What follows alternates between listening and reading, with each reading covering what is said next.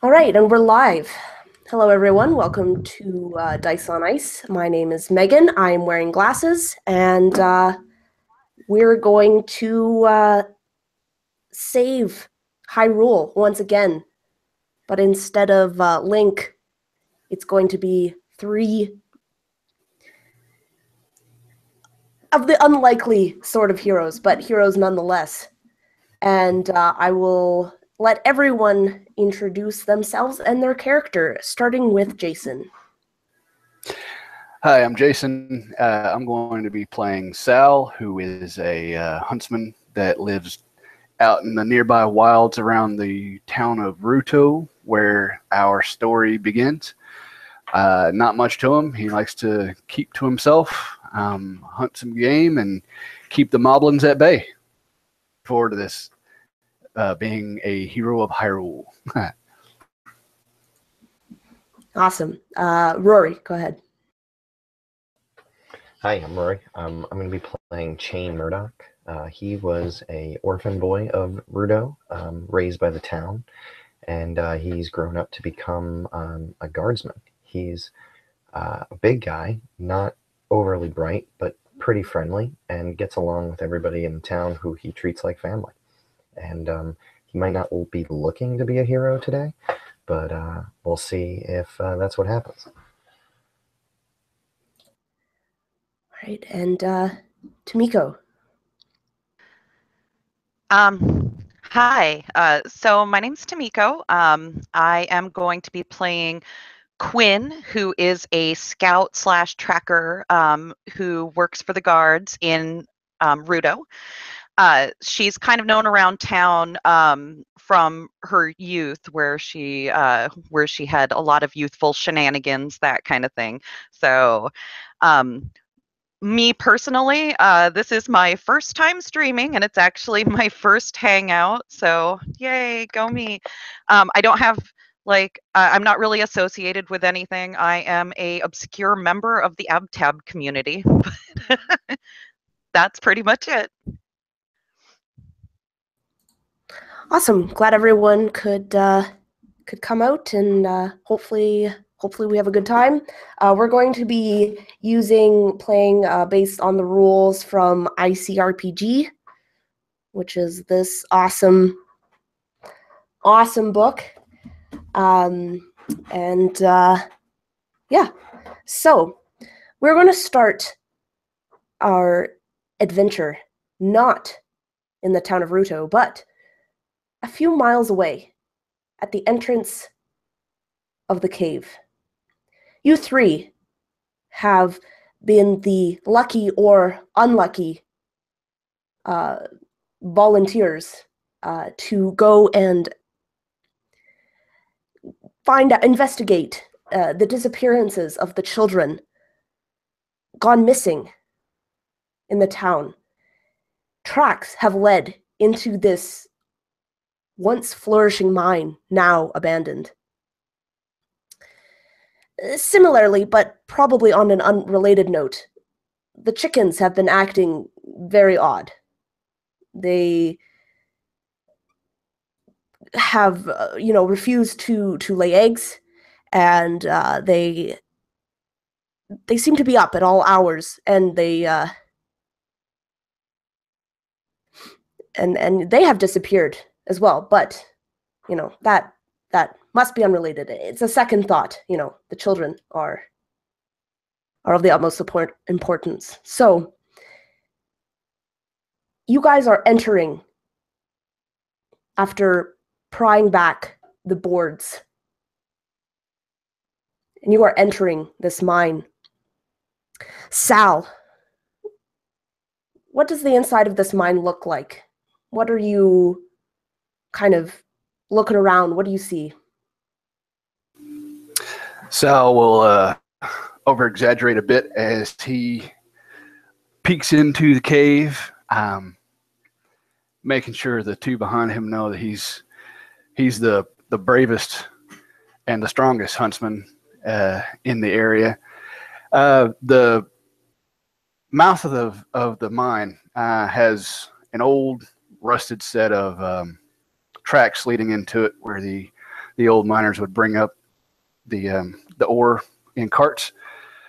Just in total disrepair, and muck and mud cover most of the flooring. He notices sort of tracks leading into the darkness a little bit and points it out.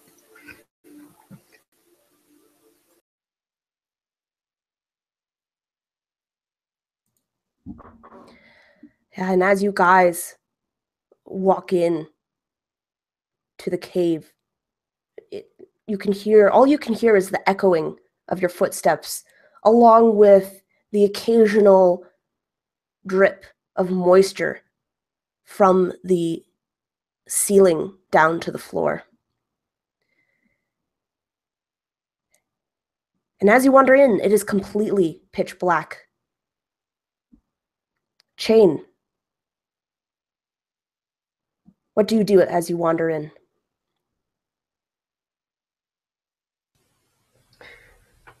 Chain is looking around, and he's a little bit not scared of the dark per se, but this is sort of a stereotypical, terrifying sort of scenario for him. So he's kind of inching forward a little bit slower, but listening around, and every time he hears like a drip or a scrape, he thinks he hears like the children's voice that he's listening for, and is that?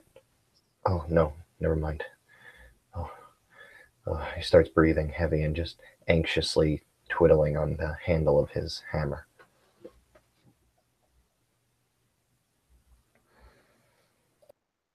And you go in further, and it becomes so dark that you can almost no longer see behind you. It just becomes the light. The entrance that you reach just becomes a pinprick of light. And so I'd like everyone to make a dexterity check that is hard. So the room DC, in this case, is a 12. That was 3, so you need to get a 15 or above. That's what you're looking for.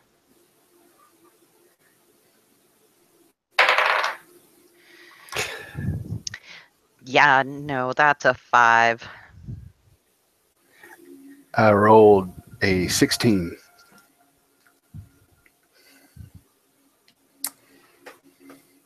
So Sally, your bravado has so far proven itself as you are able to deftly, weave your way through the pitch darkness. But unfortunately, Chain and Quinn, you miss the gaping hole that is directly in front of you, and you guys fall. Quinn, what does that look like as you... Well, I think that as I lose my footing, and you get that feeling like in your stomach, like as the earth drops out from under your feet, I'll probably yelp ah! And think simultaneously at the same time, I've got a lantern. This probably could have been avoided shortly before the impact. How far down am I going here? I'd say you fall about 10 feet. So not enough quite to cause any serious injury, but you do get the wind knocked out of you. My ego is bruised. Yes. For sure. But I at least I'm not the only one down here, right?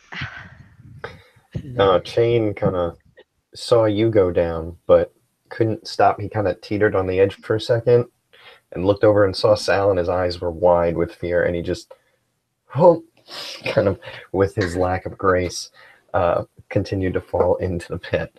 And yeah, he would this Chain has no no grace to him at all. So if there's a least graceful way to land, that's how he would do it. Probably on his stomach and face in dirt. I imagine a very Pooh Bearish belly bounce. Oh, Pooh, that's perfect. Yes. Sal will give a very Tim Allen like, huh?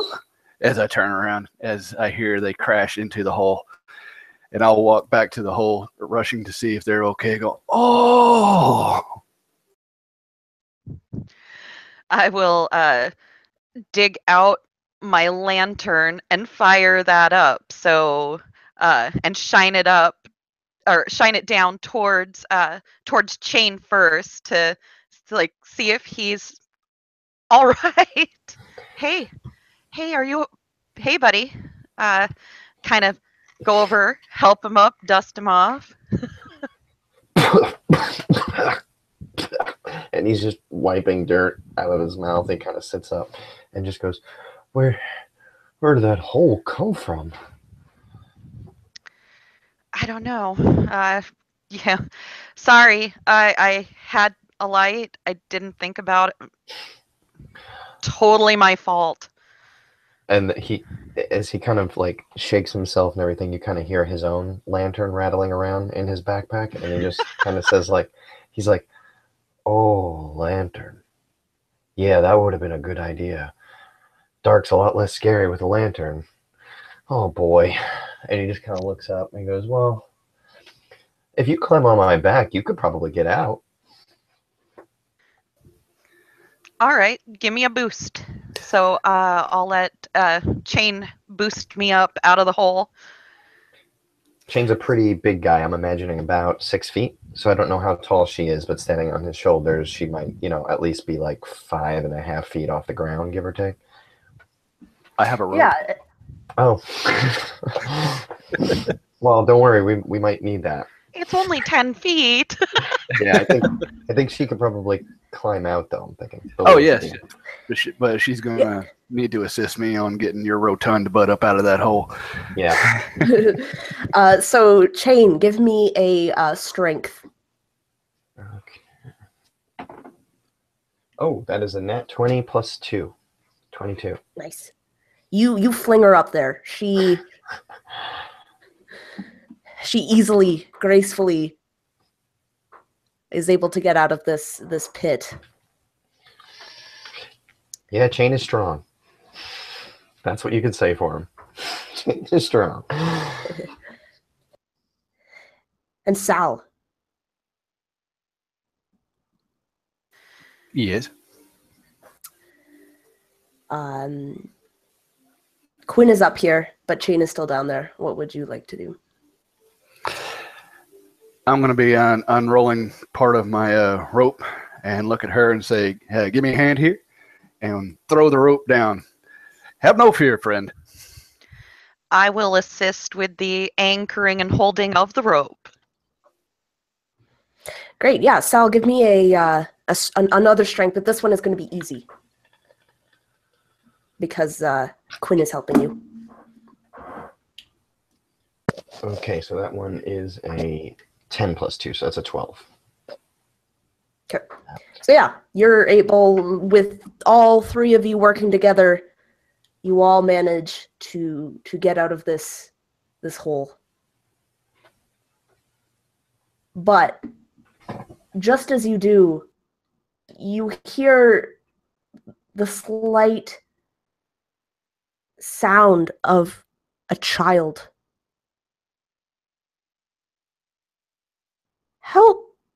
Help me, is anyone there?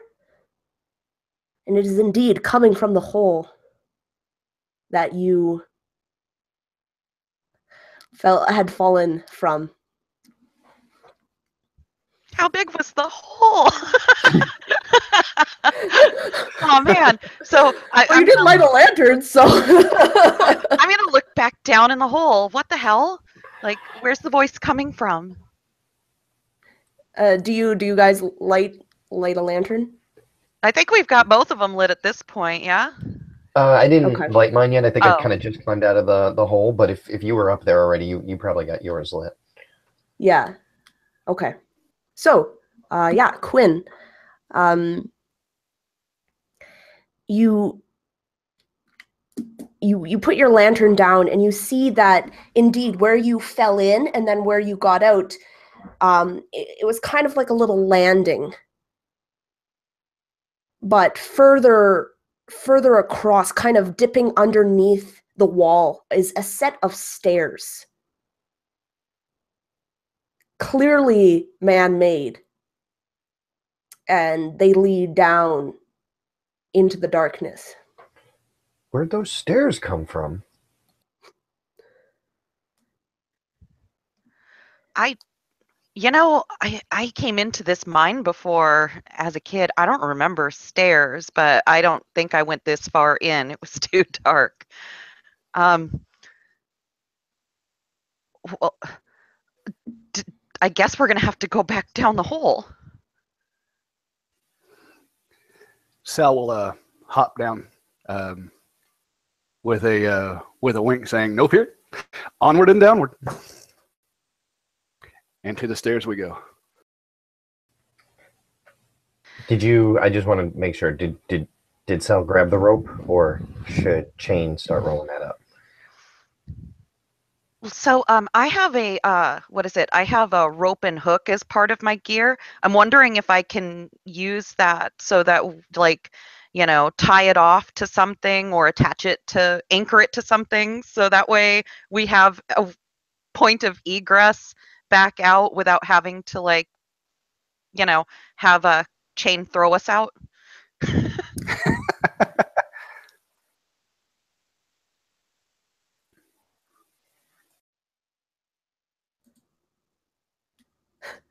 Yeah, so do you guys all kind of jump back down? Yeah, I think she's anchored her rope as a way to come back out, and I believe we are all down and back in the hole again. Yeah, Chain carefully followed last. Okay. And so, Chain, you are down into down the stairs, and you come to a wooden door that is immaculately carved with, scrawling vines and leaves, and just this beautiful tree is kind of in the center. And though the fixtures on the door are dirty, you can imagine that at one time they gleamed. This would have been a very beautiful door at the time. He would kind of like, "Oh, what is this? I've never seen anything like it," and just start kind of running his hands over the images carved. He might actually, even at this point, pull his hands back around and grab his own lantern, thinking that he should have lit it before, and take his flint, and he'll get his lantern going and use it to look just a little bit closer. Yeah, and this just furthers the intricate detail on the door, and you can see as you kind of bring your lantern up on the top, above the tree there seemed to be a figure, but it's scratched out, as if, while the rest of the door is pretty well kept, this part is just like someone with claws just came and just scratched and scratched and scratched and a giant X into it. Does he recognize anything left of the figure, or is it completely askew? Can you make a intelligence? Yeah, okay. 6. it was something. Something was there, and it was scratched out. So then he would say, Quinn, Sal, come look at this beautiful picture, but somebody messed it up. And he'll point up to the top of the door. Oh, somebody certainly didn't like what was there. That's for sure. I'm gonna see if I can, see any details around the scratch marks and whatnot, and try to think also if there's anything that I can, like if there are any symbols or anything like that that involved like a face and a tree that I would recollect. Not that I would, not exactly scholarly. So Yeah, so make an intelligence check for me, please.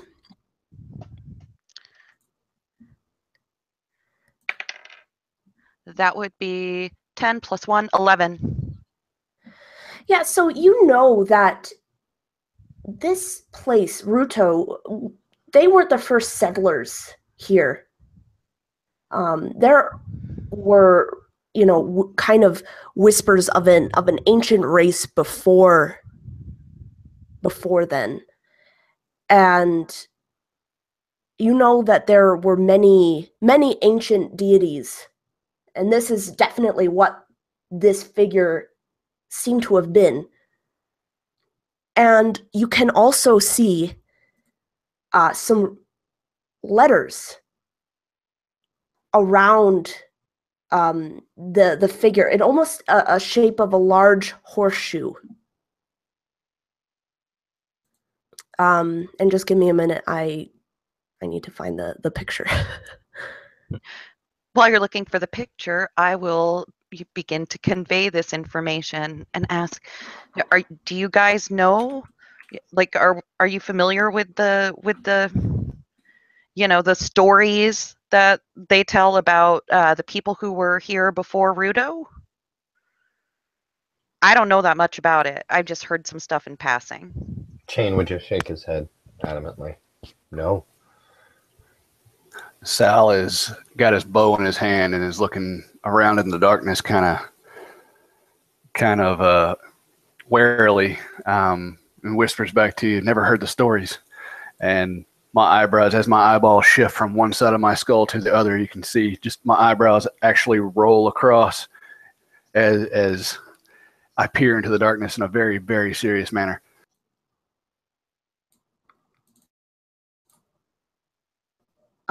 Before you, around this is this.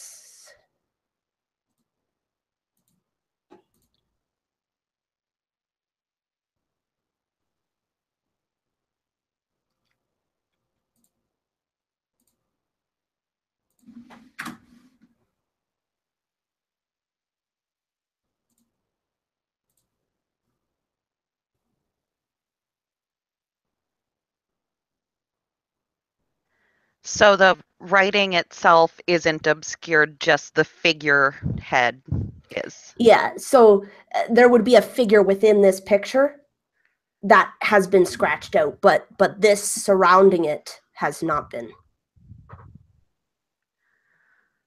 And then around the corner, like around the outside of the door, like the frame, it says, "Answer the riddle and knock as a friend to enter the temple of Poltra."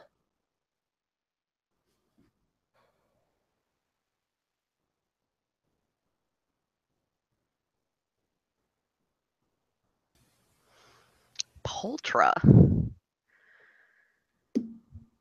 I start looking around to see if there's any evidence of feathers around on the floor since the damn chickens disappeared too. It sounds foul. In fact, you do find a single feather underneath, like in between the bottom of the door and the floor.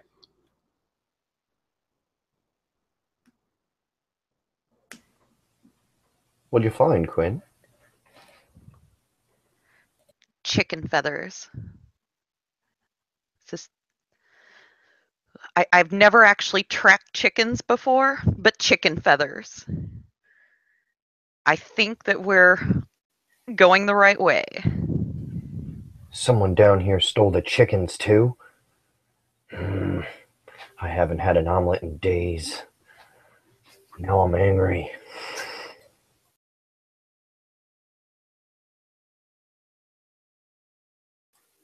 So the Chickens. door, so this isn't just like an archway, it's like a door, correct? Yes, yes, it is a door. With the riddle on it. Mm-hmm. Sorry, y'all, riddles and me, we're not super good friends, so might need to knock heads with this one.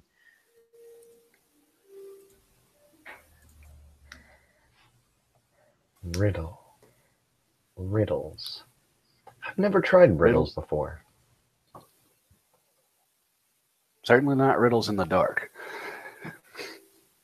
What is the riddle again? So it's answer the riddle around the head and knock as a friend around Poltra and knock as a friend to enter the Temple of Poltra. And then the horseshoe thing with all these letters, which I sent to you guys in Facebook.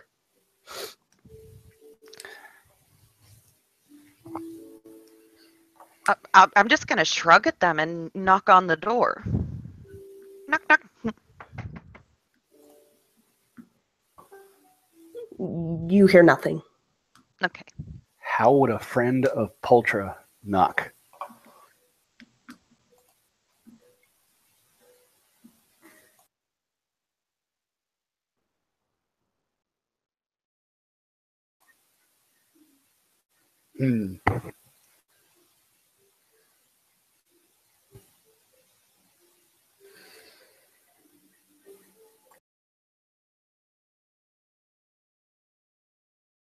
With their beaks? Like tap on it with their beaks?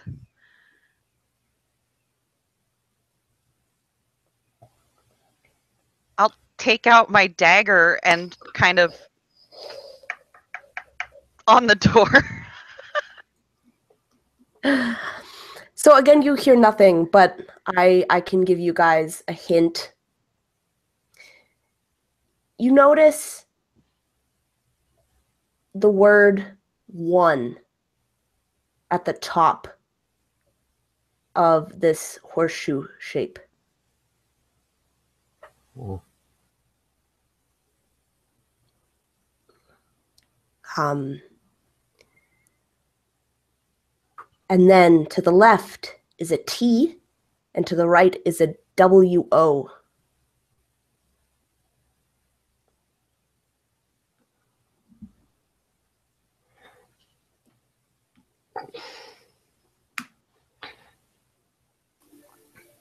Okay. Okay. I'm picking up what you're throwing down. Now I need the now I just need to pull this image. Hold on.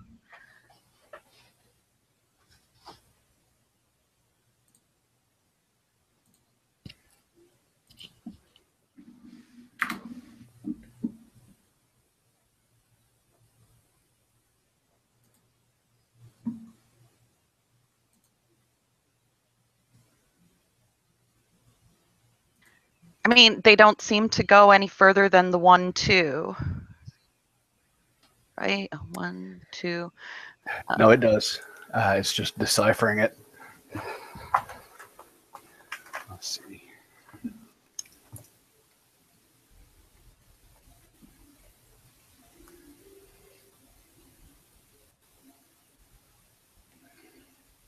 One, two, three, four.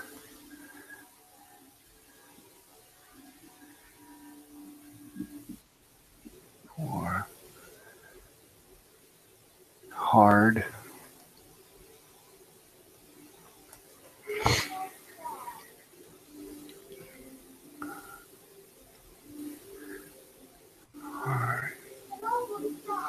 Like I see knock or knocking also.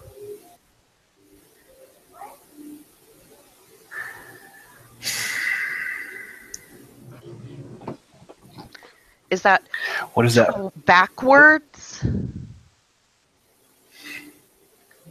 It's like 1, 2, 3, 4. Hard something.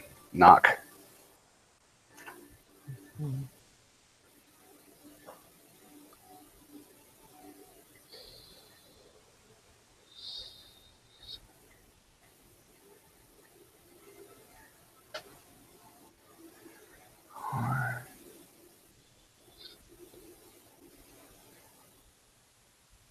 Times.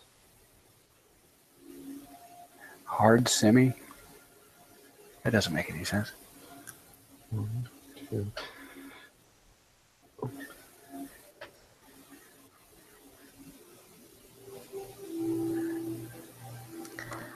So the other hint I can give you is that it is 1, 2, 3, 4 times. Oh. And times and 3 are both backwards. Yeah, that's what it is. Times and 3. What about the D? Sal looks around. I knew that. Oh, hard. I knew that. 1, 2, 3, 4. 4 times. Knocking at your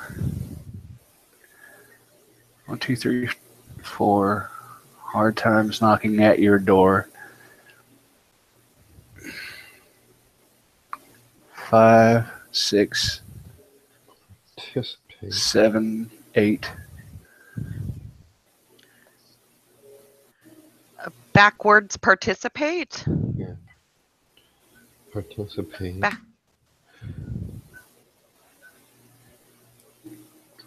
Backwards words participate? I don't know. Backwards words. Yeah, definitely that. And then then wards again and back. So backwards and then KEITHS.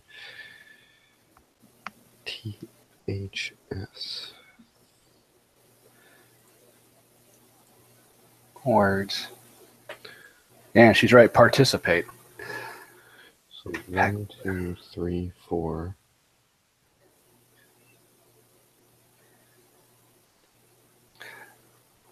What is Poltra backwards? 7, 8. 7, 8. Backwards words. Participate. Wait, so what's the whole thing? 1, 2, 3, 4. 1, 2, 3, 4. Times knocking at your door. Hard times knocking at your door. Hard times knocking at your door. 5, 6, 7, 8. Backwards backwards words participate. That's what it says. 1, 2, 3, 4. Hard times knocking at your door. 7, 8. Boy, do I feel dumb. I know. I feel like it's going to be one of those things. Like when we get it, it's going to be like that. Oh, face palm moment. Backwards words participate.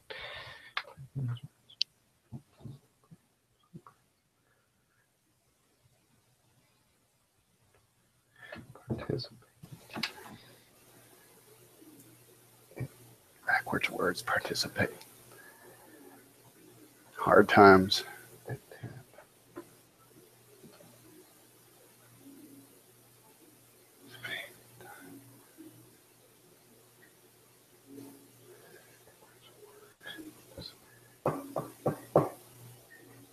So, and after all this, I think Chain would just be kind of like really scratching his chin. He would just go, so does it mean we knock 4 times hard? And then say words backwards?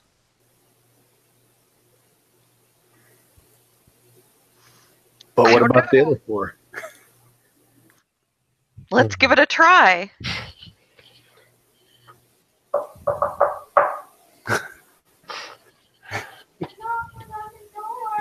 That's not on the door, buddy.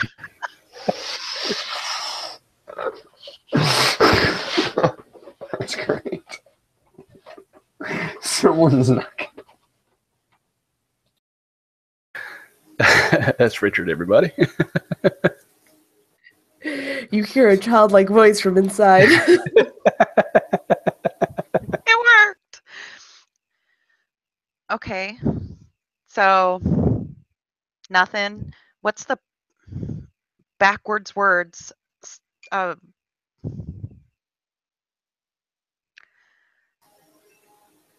straw? Like words backwards? I don't know.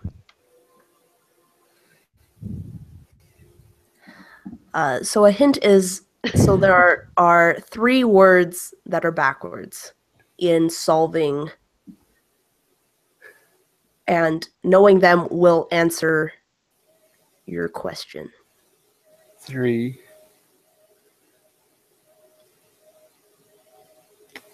times.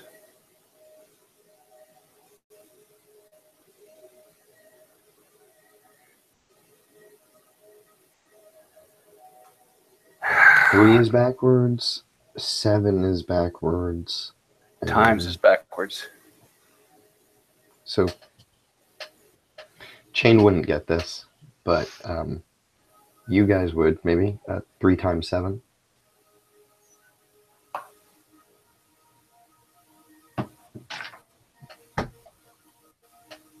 So 3 times 7, like knock 21 times. I'll beat on the door screaming 21. Let me in. So I was thinking of the participate thing, so I was like, maybe we all have to knock at once. Or together. But it's forwards. Oh.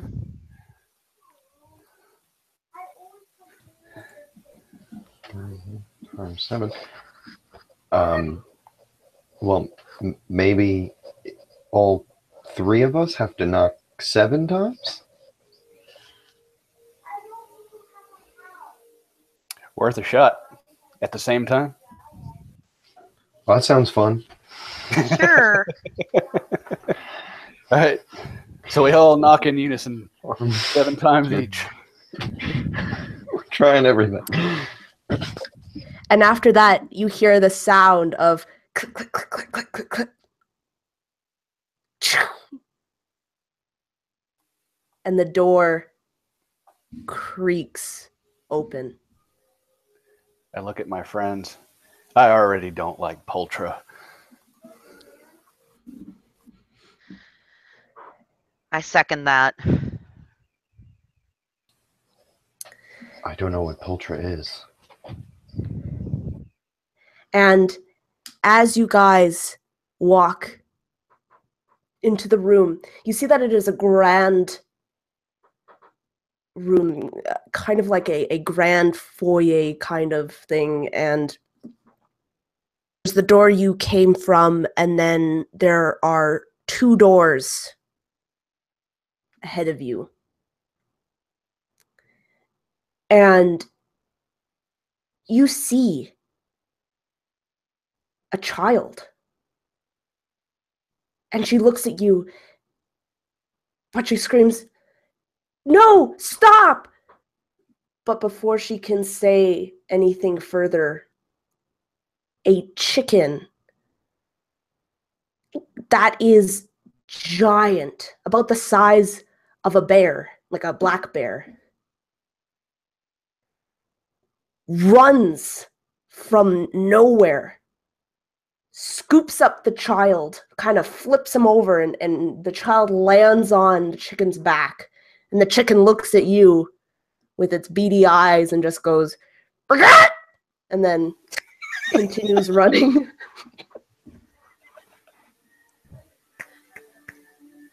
What the hell was that? Sal is standing there, slack-jawed, kind of nods over to Chain. Imagine that omelet.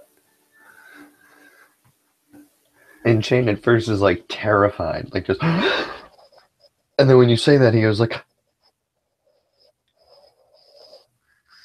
"That'd be a good omelet," and he's feeling much better. But then he kind of remembers the big chicken, and he's like, "But that was a really big chicken." Let's get him. And I run towards, I'm assuming this is Poltra, and give chase. Chain's going to look at Quinn here. He's crazy.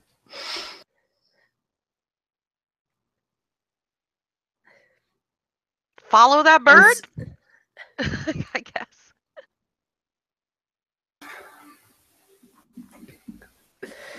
Make a mad heroic dash into the darkness. Yeah, and you can hear like the scrapes and the kind of the clicking of the taloned feet going down even more stairs out of this room, and you're running after him or the chicken, and you see that it splits off. The corridor splits off into two parts. And you're not entirely sure which way, because it's so echoey and so empty. It seems the sound of the clicking seems to be bouncing off of all the walls. And so the other two of you catch up. Yeah, and Chain is panting. He's holding his lantern. Sal, don't run off like that. There's big chickens around here. And I go, shh. And I want to put my ear to the ground. And I don't know what roll that would be to see if maybe I can determine which direction the vibration is coming from.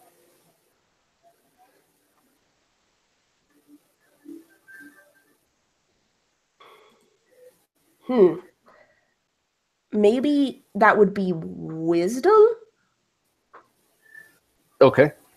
I have a +1 to wisdom. So whatever I roll +1? Yeah. Cool. Any number I'm shooting for here? I'm going to say that this whole dungeon has a DC of 12, just to make things easy. Okay. That would be a giant 7. So you can hear the continuous sounds of the clicking everywhere, but can't discern where it's coming from. Well, Sal is not going to let his companions know that he doesn't have a clue of what's going on. So he stands up and points down one of the corridor to the right and says, "That way!" And off I bound. And Chain and Quinn. Good job. Come on, Chain. Okay. I'm going to trust him absolutely. We've scouted together before. He knows his stuff. He'll be fine. Have you seen any of the children? On the chicken's back. Let's go. That's not a good place for them to be. And so this corridor leads you through bends and through turns, and the clicking, unfortunately, Sal, is seemingly to get farther away. But at last you get to an archway that leads into another, even more magnificent room, where in the center is a large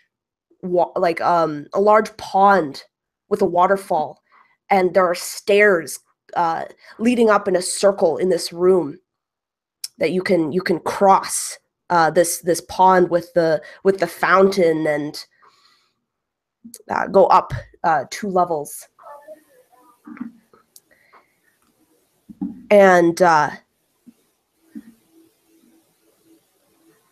you think you might see the shadow chain. You think you might see the shadow of a chicken rounding one of the bends of this circular room.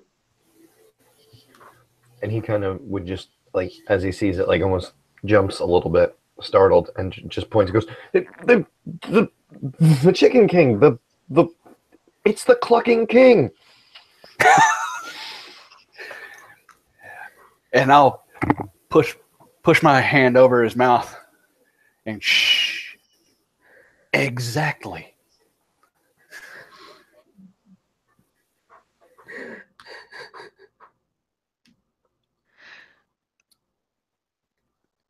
So is the shadow moving? Like, so now that he's pointed it out, are we able to see that also?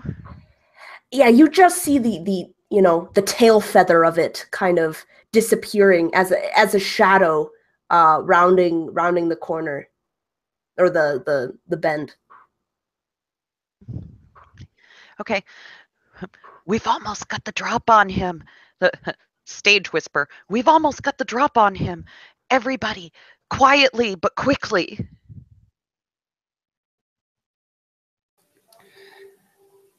And almost cartoonishly, Sal will tiptoe through the darkness, over-exaggerating each step. Yeah, everyone make a dex check. That's 15 plus 2, so 17. 14 plus 2, 16. Okay, so I rolled a 4, so Chain just tries to mimic what's happening in front of him, but all you hear is just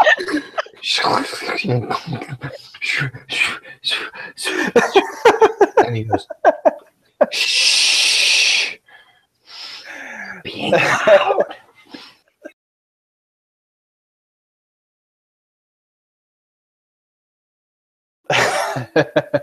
I love this group. And so you guys round the corner, or the bend, not so quietly, and standing there in a line facing you are 3 chickens, about the same size as the one that had the child. And they look at you kind of out of one eye. And they start going after you. So, Sal, what do? I'll pull my bow and stand as statuesque as I can, give the chicken a little wink, and ask him, give me a grinny, and take a shot at his beak. Now, do I roll a d20 to hit, or do I roll a d6? I forget. You roll a d20 to see if you beat the AC, and then you roll for weapons. Okay, which would be a d6, correct? Yeah.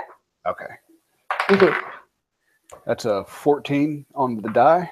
Do I add dex or strength, or is it just... No, it's just a straight roll. Okay. Yeah. So yeah, that hits. So make a weapons damage roll. So it's your d6 plus whatever modifiers you have. That's a 3 plus what? What do I add to that? You would have had to have added something to it. Are you human? Yeah. So you had your 6 points. Yeah, I put my points in 2 in Dex, 1 in Con, 1 in Wisdom, and 2 in AC. I have a weapons kit that says +2 weapon effort, but I don't know if that applies here. Yep, that does. Okay. So 3 plus 2, that would be 5 damage. Yes? Okay. Yes. Yep. All right.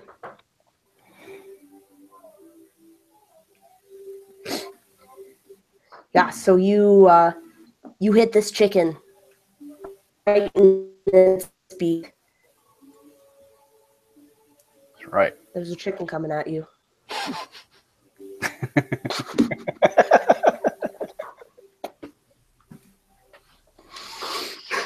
What would you like to do? Oh, is it me? It's Oh, I was Chain. like, okay, I had a really low initial, so. Yeah. Sorry if I mixed up the names. I apologize. Oh, did we Wait, lose Rory? Oh, I'm sorry. It's me? yeah. Oh, Yeah, because I it's had Frank. an 8, so I thought I was last for sure. Yeah. Sorry about that. Now you guys were racing to the bottom.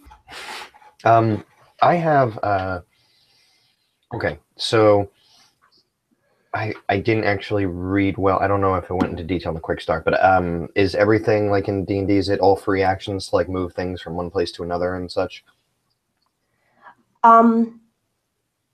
So yeah, it's very similar to D&D.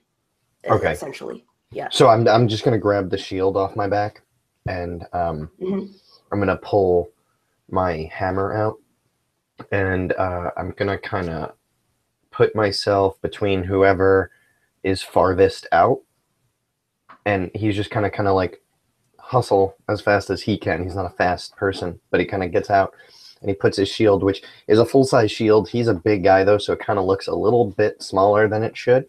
And he puts it out, and who was the farthest out? Would that be Sal, because he stepped out to shoot? Yes. Okay, so yeah, he'll look back at Sal and be like, "Don't worry, Sal. I'll protect you from the chicken." But he doesn't have any ranged, so he's just going to kind of take a defensive posture. All right. Quinn. Quinn's gonna pull out her bow and take aim at. So all of the chickens are charging at us now at this point. I'm gonna take aim at whichever chicken seems to be the closest out of all of them. Say a little prayer and fire. All right. So that is a 13. Yeah, that hits. Hey, excellent. All right. And my damage is going to be 3 plus 2, 5. Nice. I'm sorry, I was being a dad for a second. What did I miss? I shot the chicken. Yeah. And Chain is protecting you. Excellent. All right, so now it's the chickens.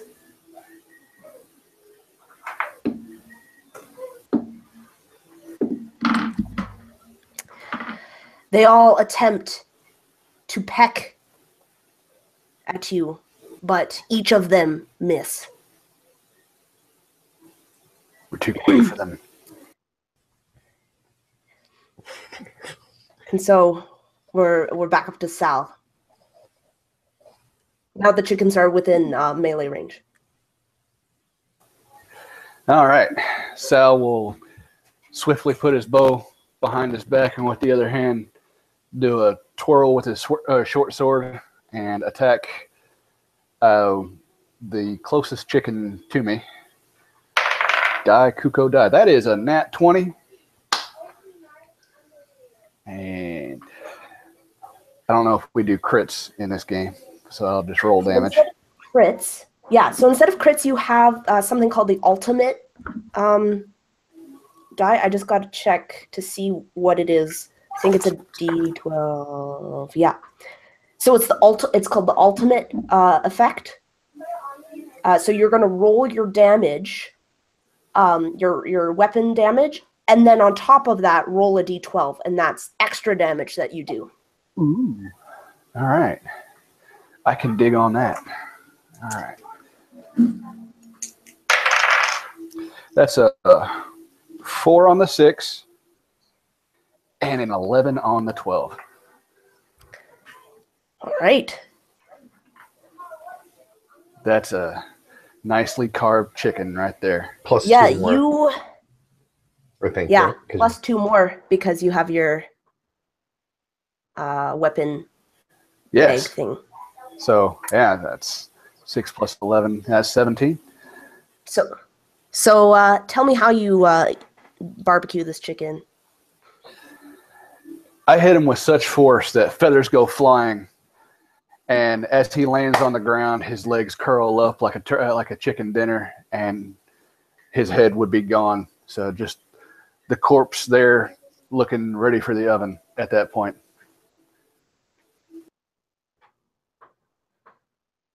Awesome. Chain. So Chain kind of, sorry. Chain was there with his shield when those 3 chickens started pecking.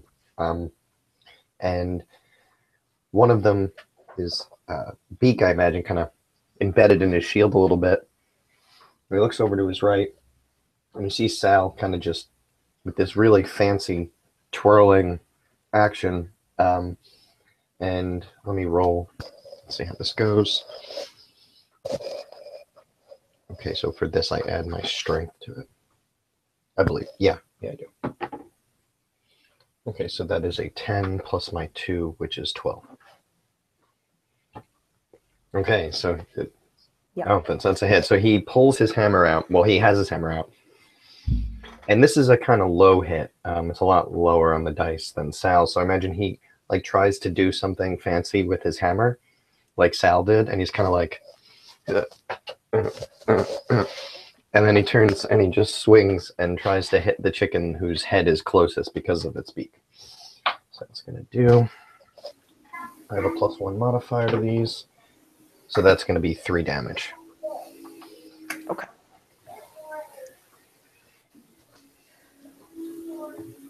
Right. And then Quinn, you are head to head with a chicken. Oh, 1 chicken's been dispatched so far. That's good. I'm going to drop my bow and grab my short sword out and take a swing at his giant, fluffy, feathery body.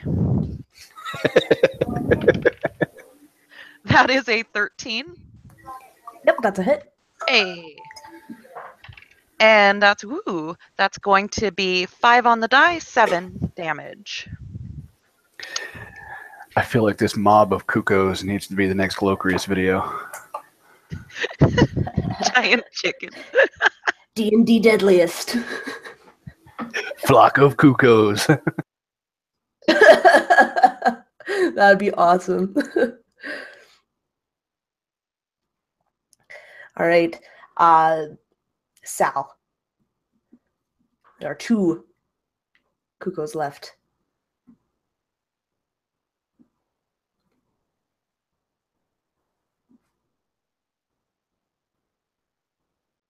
Sorry, you said me. I'll take another swing. That's going to be a 4. So, yeah, kind of cocky from the last swing. I try a fanciful overhand strike and just miss the quick little bastard. And my blade strikes the stone floor as he jumps at my face.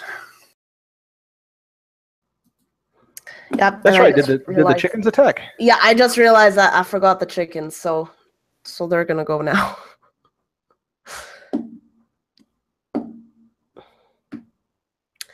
But again, they are just not having a good night tonight, and they are trying their darndest, but they do not attack or do not land an attack. Chain. Yeah, so this same chicken, I clocked him upside the head. He finally pulled his beak out of the shield, and he tried to peck me again. I put the shield back up, and he landed right back onto it again. And this time I rolled an 11 plus 2, so that should still be a hit. That's a 13. And let's hope I roll a little better on this one. I could do a little. It's okay, so it's going to be 5 damage. So this time, instead of coming on the side of the head, I'm going to come over my shield and try to clock him right on the top of the noggin.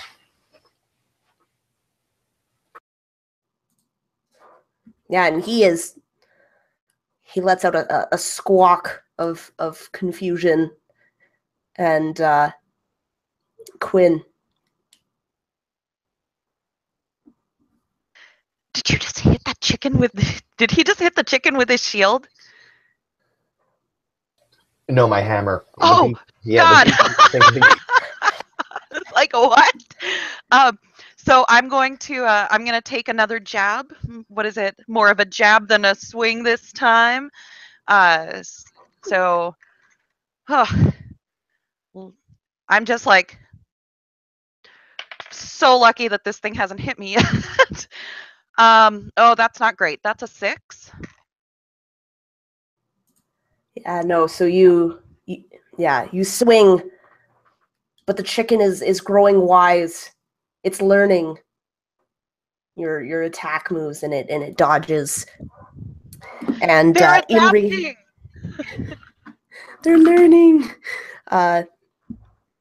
So with a new, hopefully luckier D20 dice. Clever girl.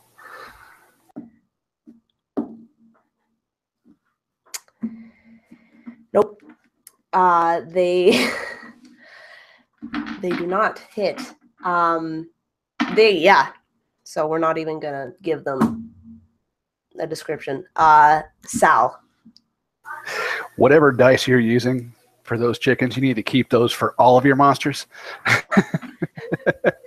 It's the at 20. That is your monster dice. Yeah. Ooh, that is this moment to thank AbTab. Yeah. For saving our collective butts today. That I don't think that's going to hit. That's an 8. No, that is not a hit. Yeah. All right, Chain. You got a chicken embedded. This chicken, I think, is just as smart as you are. Yeah, we're like looking at each other in the eye. We sense at least on the other side. So clocked him on the side once, right? He came back, he pecked again, got stuck. I clocked him on the top. He pulled back again, pecked, he missed again, so he hit my shield again. And I just look over to Sal and I go, "These chickens aren't very smart. We should be okay."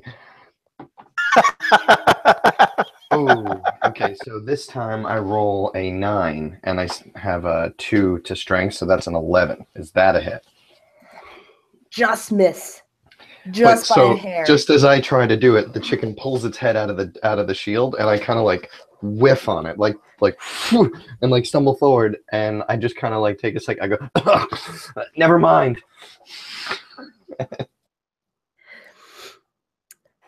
Right. To Quinn. Okay. Oh, we're dancing. We're dancing. I'm going to take another jab and curse a little under my breath. Fucking mother bitch. 7. That's, you know what? At 20's going in dice jail. Mother asshole. Sorry, Drake and Jake. Dice jail. All right.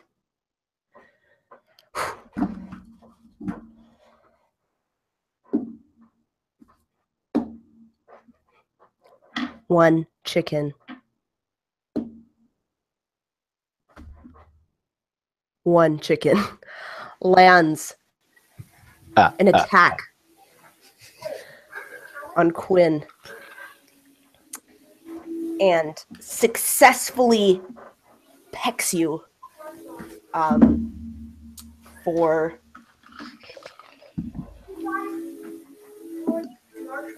4 points of piercing damage.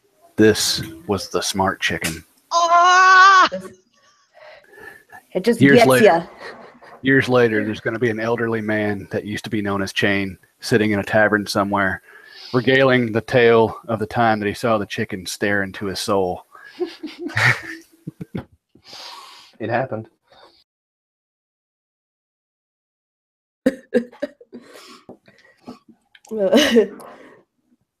Crap, I'm sorry. Wow, you witness Was that 6? And 4 Oh. points. Sorry, wrong math. I went the other way. Okay. Yeah. Sal, you hear the cry of your companion as the beak of one of the chickens meets with flesh.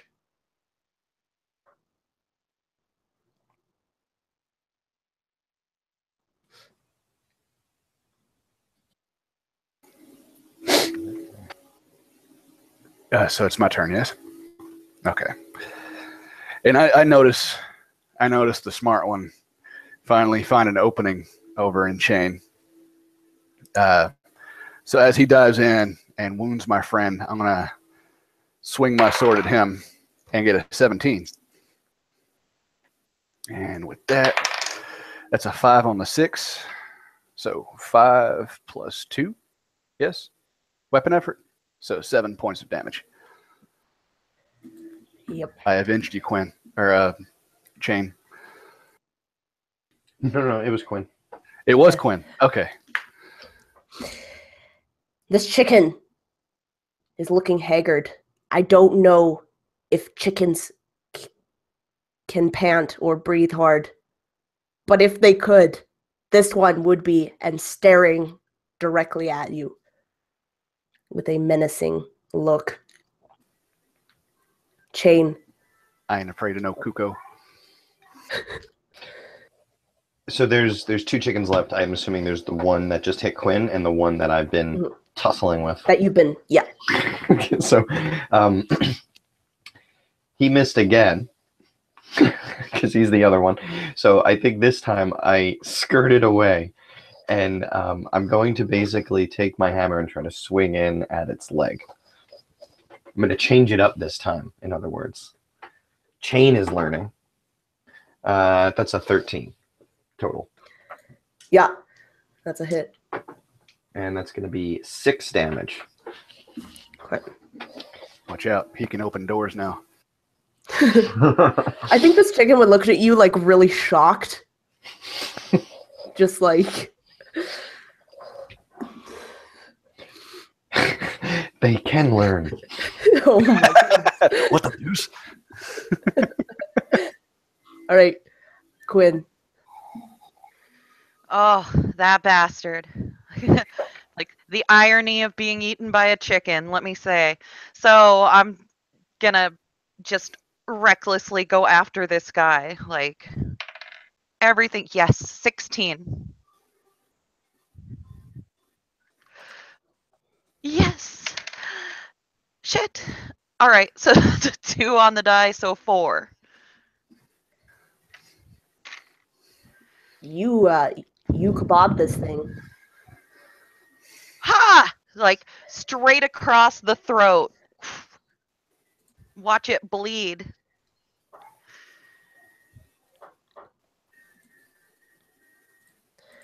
Yeah, it falls. And now there is one chicken remaining.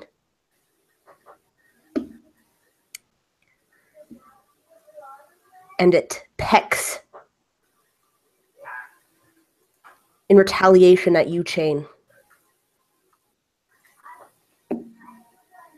Doing 6 points of damage. So yeah, so I imagine this thing is so big that like I swung at its leg and had to get under it, but its head is so much taller that it just kind of comes back around and like hits me from behind. So I'm kind of like, ha, got it, doom. And he just kind of gets all shaken up. That's a pretty big hit. Yeah, this chicken's pretty cocky right now. Sal.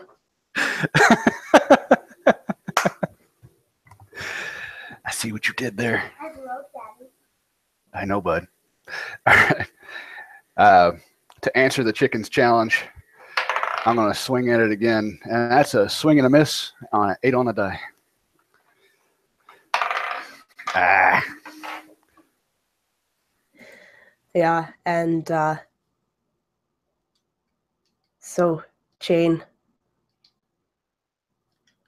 you've been You've been hit. See, I definitely think I kind of like basically almost fell over, but I like stumbled behind the chicken. And I'm gonna kind of put my shield back up in front of me. I'm just like, ugh, but I'm still gonna kind of try to bustle along the other side, and I'm just gonna take a swing with my hammer, like as I pass its shank. Let's call it drumstick. As I pass its drumstick, that's the word. So that is going to be a total of 12. Yeah, that's a hit. A 2 on the dice plus 1 will be a total of 3. This chicken is resilient. This is a resilient chicken. And A tough goose to cook. Quinn.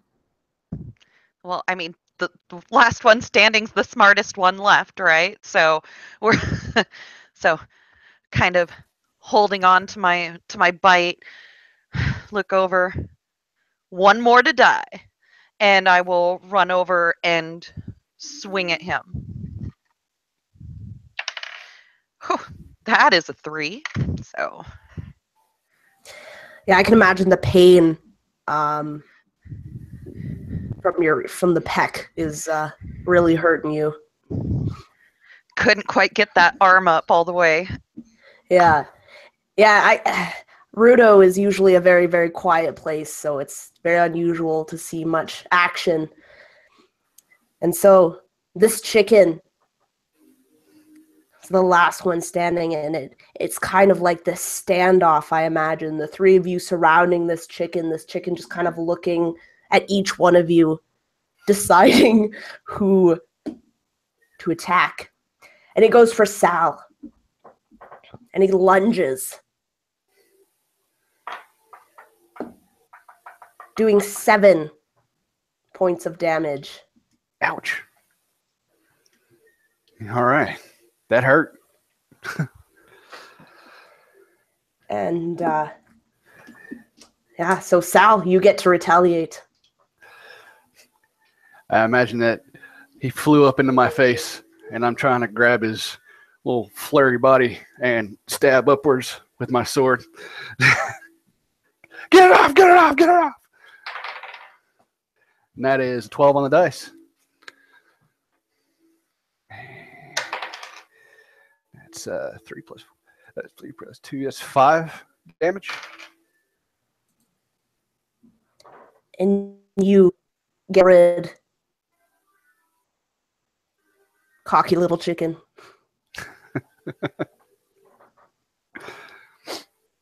Nice Zelda shirt, son. So that got him? Yep. Excellent. There are no more chickens. Meat's on the menu tonight, boys.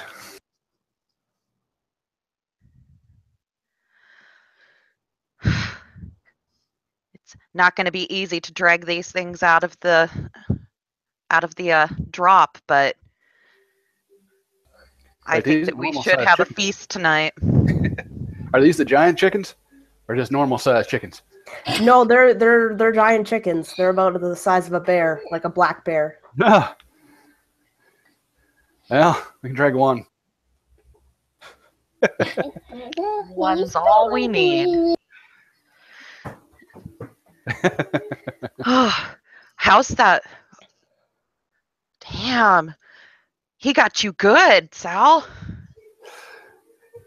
And that's where I'll notice that I got a big beak-sized gash in my rib area. You're like, oh God. And sit down. A little faint from the sight of my own blood. Yeah, is there anything that I can do to try to patch him up or tie something over that? Yeah, and at the same time, Chain is kind of like taking some like random like rags and stuff like out of his bag. He's kind of like shoving them into the gash on his hip from the chicken too, and just kind of like, is this how you do this? He's just shoving it like into the wound, like Like he's trying to like Stop the bleeding. stem the blood. Yeah, he's just kind of like just grabbing whatever and just like kind of pushing it on it harder and just like this is Nope. what he sees people doing. No chain, not like that. Oh no. All right, so I'm going to to help chain instead. No, you put the one over it and then you tie something around. Oh no. Yeah, so make a, I guess an intelligence check. Okay. 10. Do you have any modifiers? Yeah, that was with the modifier. I have a +1. I rolled a 9. Wow, wow, Yeah, wow. so, yeah, unfortunately, you are unable to successfully staunch the bleeding. In the meantime, Chain is going to be like rustling through his bag, and he has some like dried food. So as he's going through looking for something else, he kind of sees the food. He takes it, kind of like puts a piece in his mouth. He's chewing on it while she's trying to stem the blood. And he pulls out one of his flares from his mining kit and just kind of goes, "Hey, is this like medicine? Could this help?" And he's kind of holding it, and he's like playing with the tip a little bit. He goes, "I don't usually go into mines. I never had a mining kit before." And he's just kind of rotating this thing around. That's not for injuries. Yeah, I it could be, but no, we're not going to do that.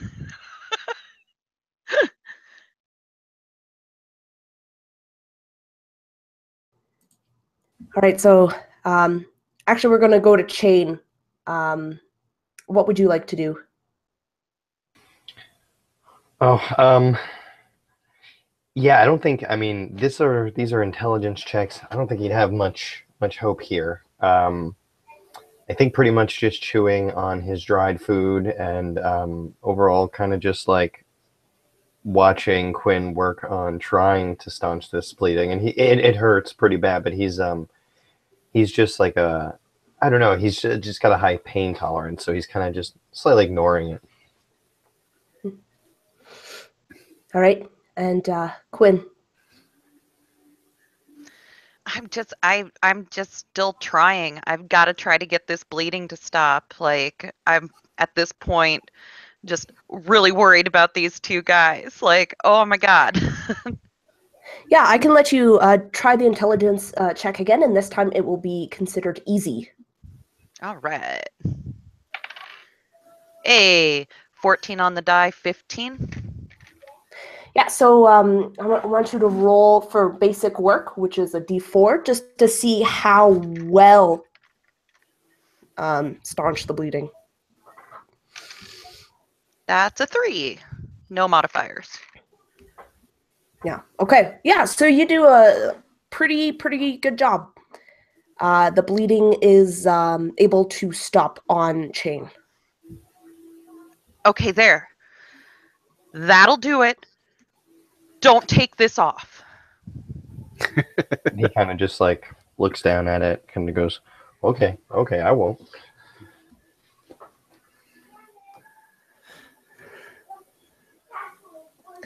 And Sal. I'm just kind of like staring up at the ceiling of the cave, still kind of feeling faint, feeling a little woozy here, and try to stand up and get my bearings a little bit. Now, which way do we go?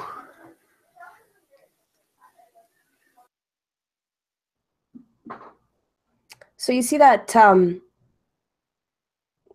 it's pretty silent, other than the sound of this waterfall, or this fountain, sorry, in the middle of this circular room.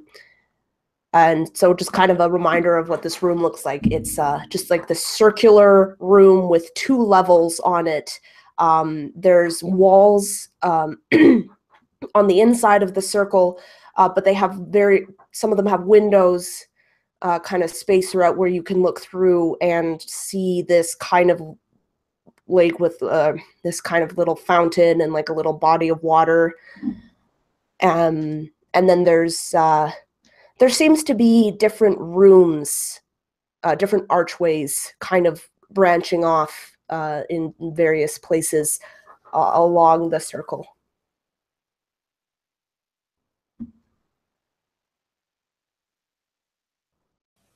So I believe that's Chain.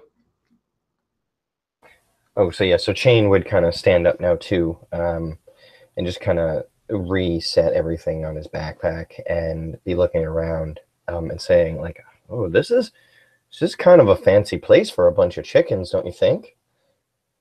Where do you think chickens live in this place?" Searching for the words, not quite sure whether to call it a city or mine or temple. He's just not sure. Well, certainly not in here. Probably in one of the other areas. Better question, though, where would they put the children?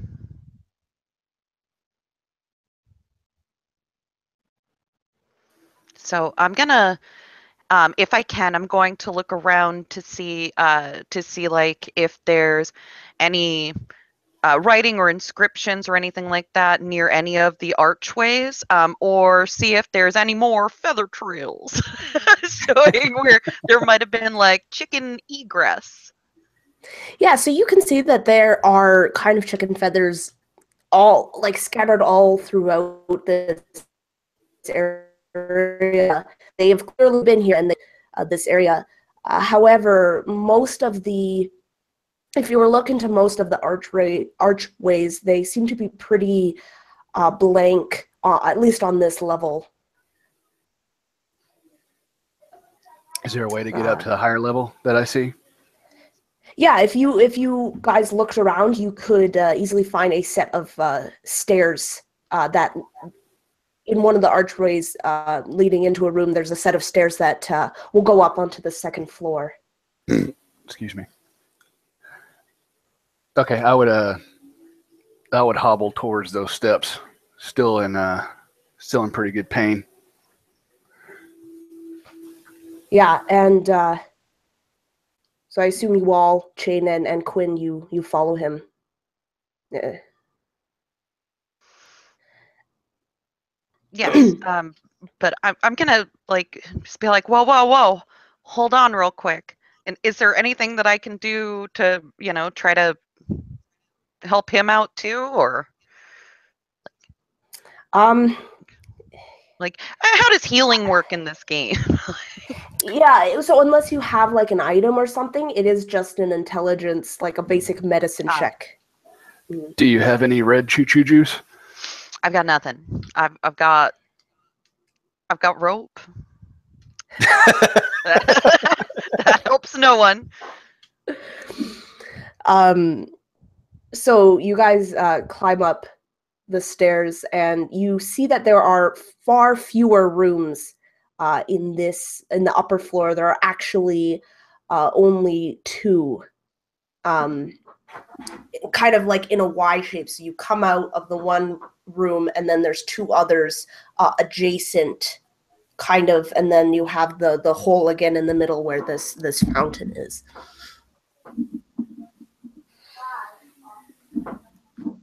I'd like to continue to go up the stairs because from what I've gathered, it still looks similar to the bottom level at this point. Or are we going down? This is on the second floor. Okay. So you're up the stairs. You're at the top. You go out of the archway, and rather than the first floor that had lots of rooms, this one only has two other rooms other than the ones that you are in with the stairs. Right, and they still look like the feathers and the tracks for the chickens. Does it look like there's any more traffic up here, or?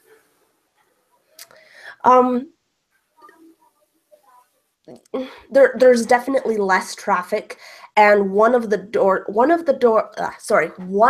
is an archway that you can go through, and the other one is a door, but it's kind of shimmery.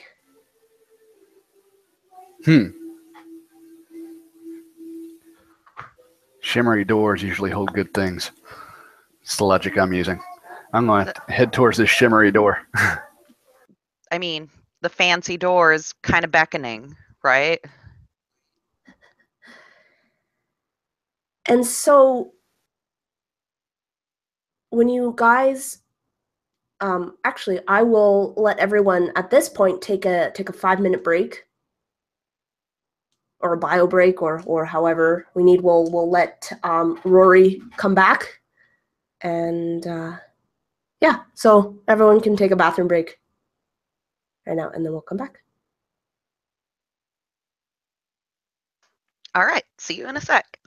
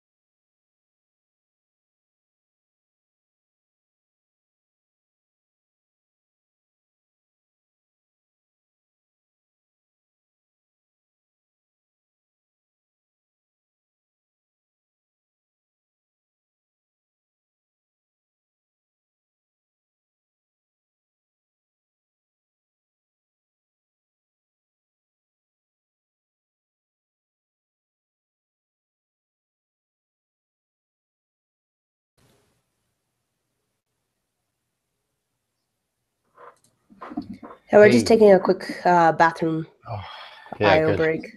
Sorry about that. Yeah. My internet went out here altogether. I tried to get on my phone and I realized I had no anything. But it Where's reset my router. I seem good now. Oh, cool. I see the. Oh, yeah. Now that I got internet, I got my Facebook message. All right. Cool. All right. All right. So you guys enjoying the game so far? I'm having a blast. The I'm just gonna do one last thing while we wait for the last person. I'll be right back. it seems like everybody's on board with getting that goofiness that Zelda, usually brings to the table. Yeah. Yeah, this is a lot of fun. Very lighthearted game for a change. Yeah, those are good now and then. Yeah. Yeah, definitely. Oh no. Oh. A wee one I said.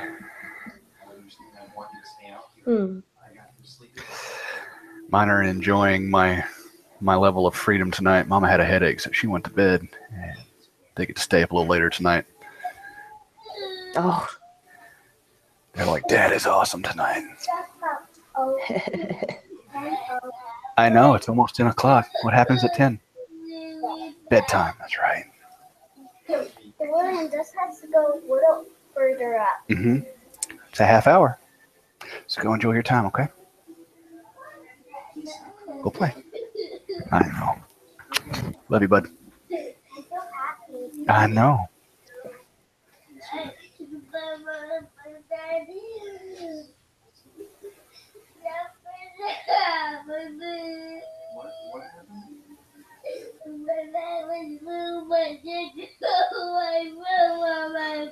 I know you see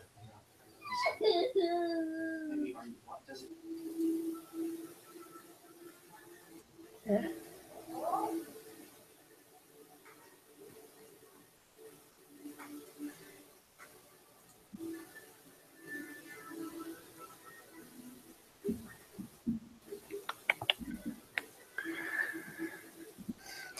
Yeah. So yeah, Rory's internet just kind of like died, so he had to restart his router.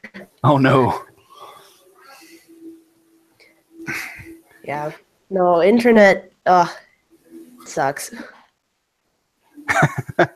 Depending on where you're at in the country, yeah. I know. I keep trying to get like the fastest internet, but it hasn't been available in my area yet, so I'm waiting. I wish more people would get on board with what my hometown did. Chattanooga, Tennessee, they implemented a tax for several years and put in their own optic or fiber and put it across the entire city. They still allow the ISPs to come in and do what they do, but they have their own setup, and it is super, super stable. And we had no problems out of it the entire time we were there. I kind of miss it, actually. Wow. Yeah, that sounds really great. Yeah, I don't know. Someone came around like a couple of weeks ago and said that they were putting in fiber optic in my neighborhood, but I don't know. As the internet was out, my 4-year-old decided to come out and cry and wake up the 4-month-old. It's fun. It's fun. Kids are fun. Everyone should have kids. All right, everyone should have kids.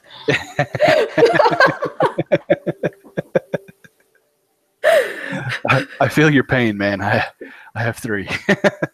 I know. Oh, that's funny.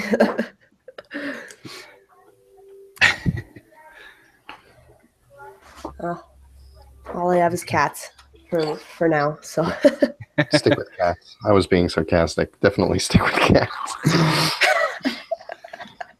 I had dogs before. Now I have 3 dogs and 2 kids. Oh, lovely. oof.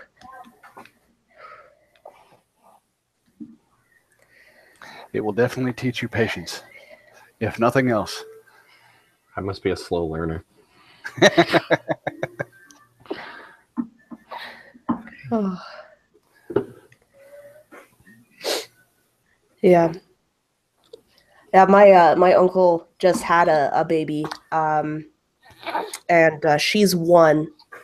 She just turned 1, and it's very nice to be able to play with her. But then as soon as she starts crying, I can like just hand her off, just be like, "Oh, no, thank you." Yeah.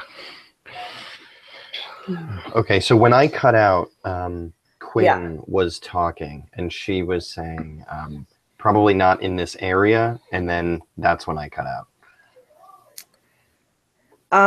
So you guys all went up the stairs and to the second floor, and what I said was, on the second floor there were way less openings and way archways and doors and stuff than at the first level. There's less chicken feathers lying around, and so the one door is just an archway, and then the other is an actual door that's kind of shimmery. And when we took a break, they were heading towards the shimmery door. Because shimmery doors hold all the awesome things. Oh yeah, shimmery doors, man. Or certain death. You know, we'll find out which one. And so health doesn't change, right? Everything is all one kind of dungeon. Okay, cool. Yeah. So as you guys approach the shimmery door, you see that the door there are pieces on there's like a little shelf across from this door that was obscured by the wall because it's below the window. And on this shelf is a crystal orb, a statue, like a golden statue of a chicken, and and a candelabra. And There's not a colonel standing around, is there?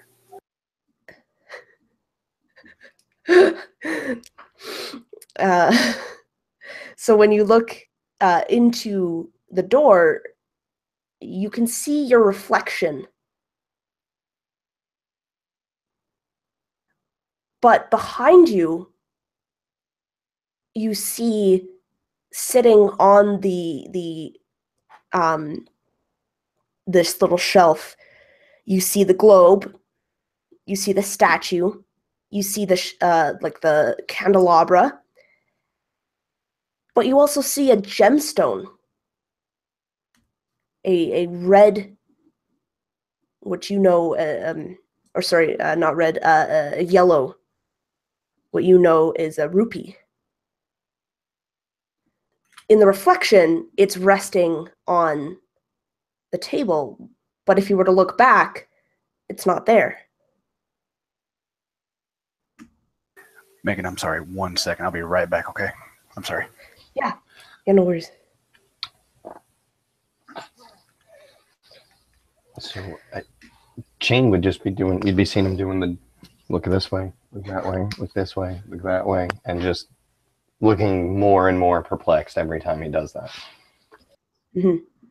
So if I were to move like away from the door and towards the shelf, like the reflection's behaving properly, right?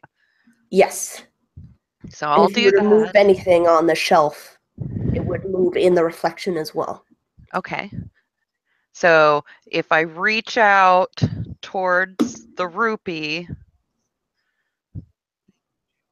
Your hand would just go right through it. It just goes right through it. So it's more like, it seems more like an illusion, but it's still there. Yes. Okay. Huh. Well, so it goes right through it in the reflection, but you don't feel anything if you were to. Does that make sense? Yeah. So nothing, as far as I'm, I'm touching empty shelf. Like, okay. So, and I'll say that nothing's there.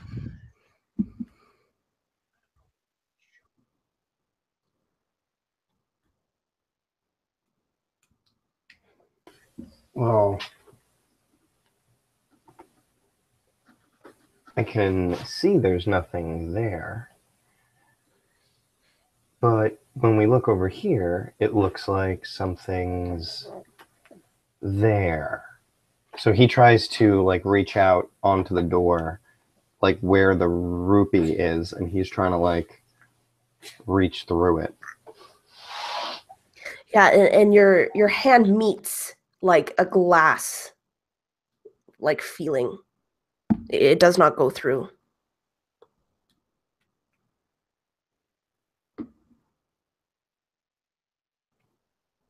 So he's just kind of, he's like, maybe we should just open the door. And if he just kind of looks back to Quinn, because he doesn't necessarily want to just be the leader here. He kind of looks back with his like hand on the door, like, should we open the door? I agree. It seems like the next thing to do. Any obvious way to open the door? Yeah, there's a knob. Okay. That I assume that Shane has his hand on. Yeah. So he would basically, just start opening the door. And it's locked. It catches and can't twist it any further. So he kind of just like lets out a frustrated sigh, and he just kind of goes, "Why are chickens so good at locking doors?" That is a fair question. Sorry, had to coax my little one back to sleep. Sorry about that.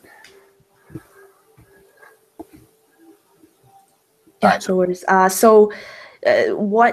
What they figured out is the rupee thing, and that if they go towards the door or they move around, the reflection copies them. But if they try to grab further where the rupee would be in real life, it goes right through it, and it doesn't touch anything. You can't reach through the glass, and the door is locked. So the We've mirror. established that chickens might be master locksmiths. Of course. It's those claws, man. So the mirror reflects us. And can I look in the mirror and grab where the rupee would be in the mirror? Tried it. Yeah, so you just grab like empty space, like it where you can grab all the other things and move them, and they move in the reflection. If you were to go for the rupee, where the rupee would be, you grasp nothing.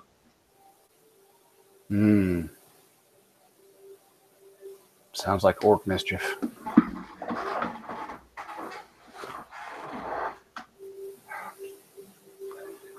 Damn puzzles. Every room a puzzle. All right. So the other items there are the golden chicken statue, the what is it? The golden chicken statue, the candelabra, and what was the first thing? A crystal globe. Like a crystal ball kind of thing, or Yeah, Okay. yeah, like a crystal ball on like a little stand. Okay. I want to go and look at Look at the chicken statue a little closer. See if there's anything like on the bottom of it inscribed or. No, not really. It's just a pure gold. And this chicken, if chickens can, this chicken looks very majestic. Majestic. Fancy chicken. Very dapper. Yeah, everything is very, very plain. Except this chicken. Did you move the chicken at all, or anything else on the shelf? Well, I didn't move it to a different place on the shelf, but I did, pick it up and handle it. Okay. So then, Chain, I think, is going to go towards that crystal ball and just be like, "This is shiny like the door. Maybe it's a key." And he kind of picks the crystal ball up. Yeah, and so if you were to pick it up, you hear the sound of like as if something was locking, and another knob would appear on the door. Sal would go reach for that new knob. See if I can turn it. You cannot. It is locked.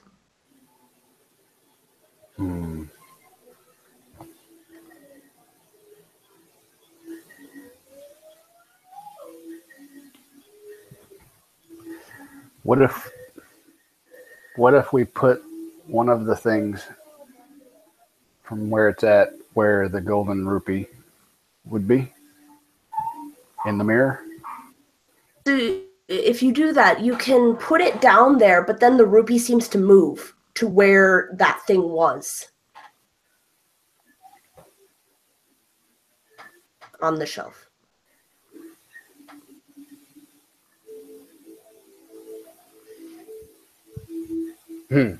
Maybe the rupee's got to be in the right position on the shelf to make it grabbable. Yeah, maybe so. Can we spend a few minutes kind of shifting around to see if there's any combination of positions where something would change. Yeah. Yeah, Shane, do you put the crystal ball back down onto the shelf? I'm not sure what Sal was putting in the place of the rupee. I kind of imagine it might be the crystal ball that he might have handled from me. Okay. Okay, so as soon as you were to place the crystal ball back down on the shelf, you would hear the sound of an unlocking, and if you were to look back at the door now, there's only one knob. Okay. So that was putting it where the crystal ball was. So then, well, Quinn was already suggesting this. So yeah, so then he would say to Quinn, like, oh, put the chicken back down over there in the different spot. Try that. Move the chicken to a different spot on the shelf. Yeah, and so as soon as you pick the chicken up, you hear, and you look, there's another knob on the door, and as soon as you place it down, you hear an unlock, and the knob disappears.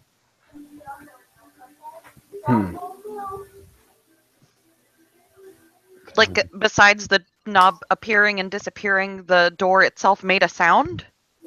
Yeah, like an unlocking when you put that crystal ball back down. Shit, try the door. And then a locking. Yeah. Oh, then a locking sound when she put that down. When back she picks it up. When she picks it up, you hear a locking, and a knob appears. If you put an item back down,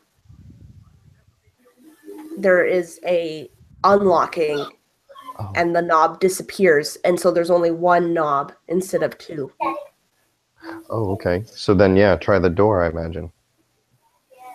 And in either cases, both the knobs are still locked. Oh.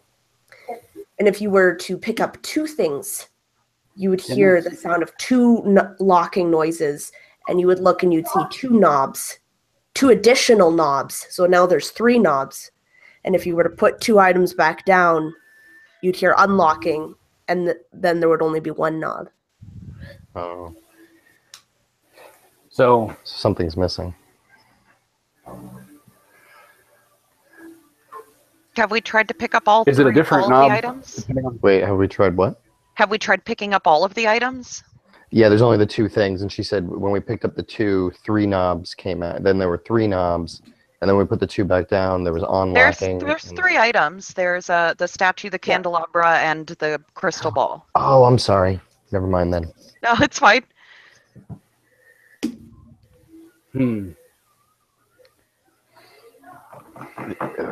so if pick we up everything, see if they Voltron into one knob, like. So Shane's just gonna grab all of them with his hands, like, and just like lift them all up and go and hold them close to himself, so they're not on the shelf. Yeah, and so if you pick up all three of the items, you would hear kind of, and you would see three additional knobs appear. So now there's four knobs on the door. And depending on where we set them, is it a different knob? No, they just appear, and they're arbitrary. Okay. Yeah. Okay, so he just kind of lets them all go back down onto the shelf, and just starts on his fingers like 1, 2, 3, 1, 2, 3, 4, 1, 2, 1, 2, 3, 4. He says, "I think we need something to go," and he kind of like gestures while looking at the door, like where the rupee is. And he's like, "Right here," and he's moving his hands around it. If I reach into my pocket and pull out one of the single rupees that I have and set it down, what happens? Nothing. If it's because it's not yellow, it'd be red or green. So nothing. I don't have a golden rupee. Are you telling me the chickens have more money than we do? Damn these chickens! They are locksmiths. They are They are millionaires, and they are quite smart. I am thoroughly intimidated by these chickens. All right, shot in the dark. What happens if we light the candelabra? Are there candles in it, or is it just the candelabra Yep. itself? Yeah, there are candles, and if you light it, nothing happens. Nothing. So Chain is gonna just like really be scratching his chin. He's gonna say, I think we need to find the key. I don't think we have. Oh, maybe we have. I don't know. He says, I don't know. All right. Let's reset. Let's check the other room. There's still another room, like the other archway. Good point. Are we on board? Yeah, so let's do that. Maybe something's in there. yeah, and so you go into the other room that just has an archway, and at the end, so it's a longer room, and at the end there's a chest, and coming along each side of this long corridor are pots, like ceramic vases. Yes! Let's smash them. Smash the pots! Like, there's this urge, this pull. I can't explain it, but I have to smash these pots. It's all the frustration from the door, I think. Just let it out, Quinn. Let it out. So Quinn, you destroy all the pots. Oh, I'm smashing at least one. I mean, everybody should be able to smash a pot. Come on. That's right. Chain is watching you vent your frustration, and he walks up to one of the pots and he picks him up and he kind of looks at you and he's just like, yeah. He throws it down on the ground. Yeah. And so once all the pots are smashed, you kind of see light kind of collect into the center of the room, and it just goes ting, and there on the ground is a golden rupee. There's also a chest in the room.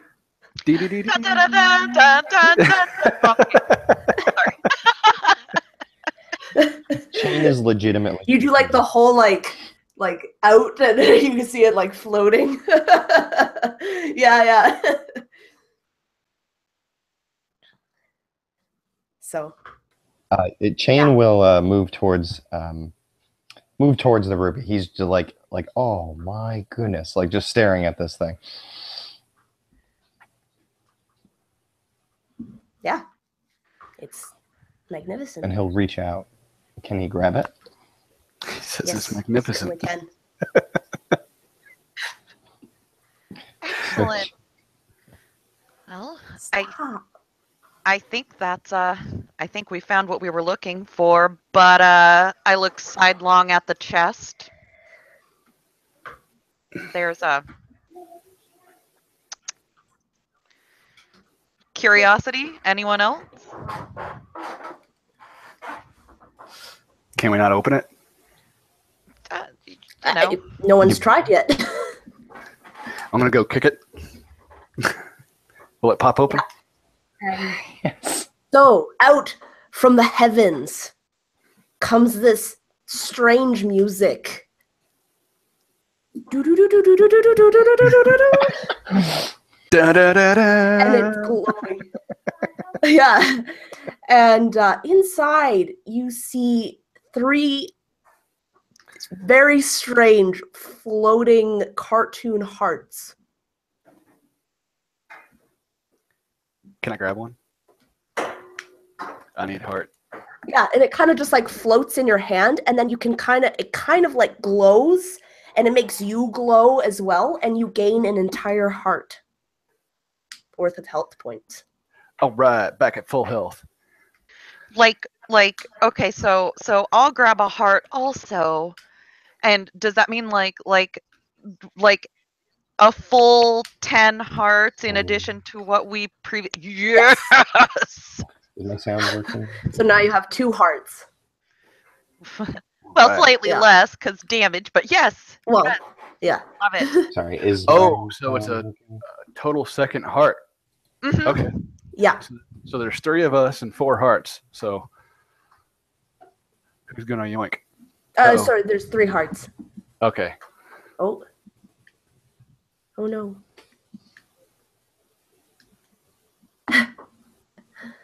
So you guys all grab a heart. So, yeah. All right. So Oh, that was invigorating. I feel so much better. This is still kind of scabby and weird, but it feels better too. All right. scabby and weird.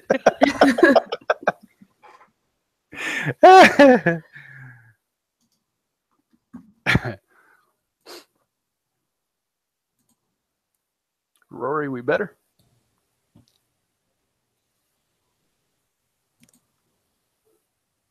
Oh no. It'll Now we're good be for okay, sound? Chain. Go ahead and grab a heart. Yep, got it. Grabbed it. God. Cool. Cool. Nice.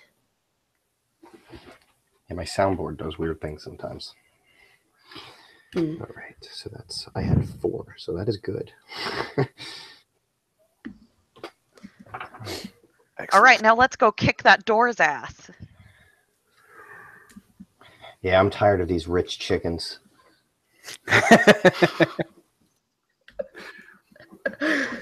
They got this locked All right, door. so business. yeah. So yeah, what do you guys do? We're gonna bring the golden rupee that we found by smashing all the pots, and we're gonna go set it where it belongs, and make sure that opens the door. And if it doesn't, it's going in my pocket. Unless You the said chickens it. have thwarted us again. Crap. 1 sec. I'm sorry. Yeah. So I think the idea was we're going to take the golden rupee back and put it in its place on the shelf and hope to God that it unlocks the single nub. Spoiler alert. By the gods of Hyrule. Yeah. Don't tell Jason though. You should act all sad. Oh, Megan's a jerk. It didn't open. She said we needed. There are we could have five seen one of those hearts. knobs! 5 knobs! The door explodes. You all die. It explodes into 1,000 chickens. It didn't fucking work. There are 5 knobs. There are 5 knobs. There are 5 fucking knobs. Is there a table? That's it. We're picking the golden rupee up and throwing it at the fucking door.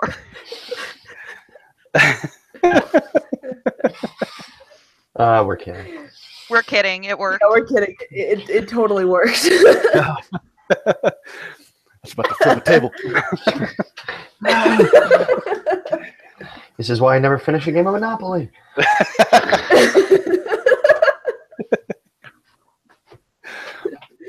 I mean, let's be honest. So, yeah, No one finishes Monopoly. That's fair. So yeah, you as soon as you place the golden rupee on the shelf, you hear this click, and the door, and there is this orange light that is emitted immediately from the room. Like a bright light, like just suddenly orange. Like this glow, this orange. Ooh, more rupees. I'll shield my eyes a little bit and try to see into the room past the glow. Oh no! Oh no! Oh no! So he was so he Don't go into the light. He was so overtaken. He looked. Someone opened the ark, and Rory melted.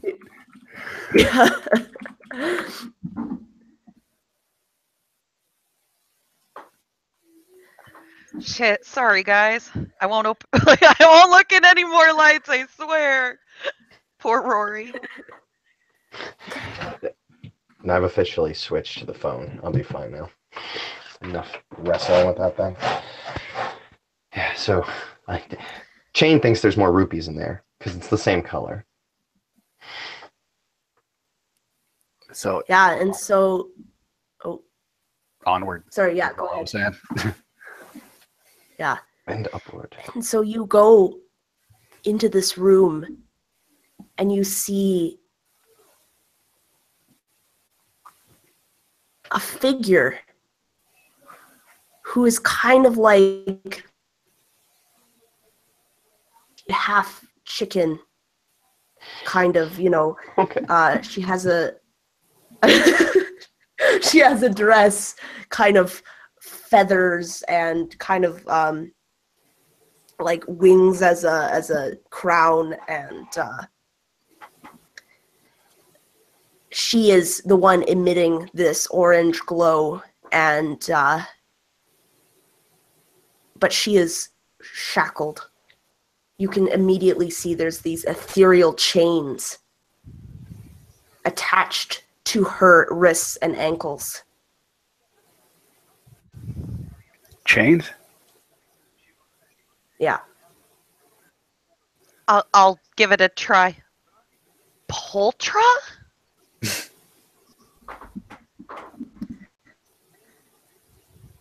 Brave adventurers.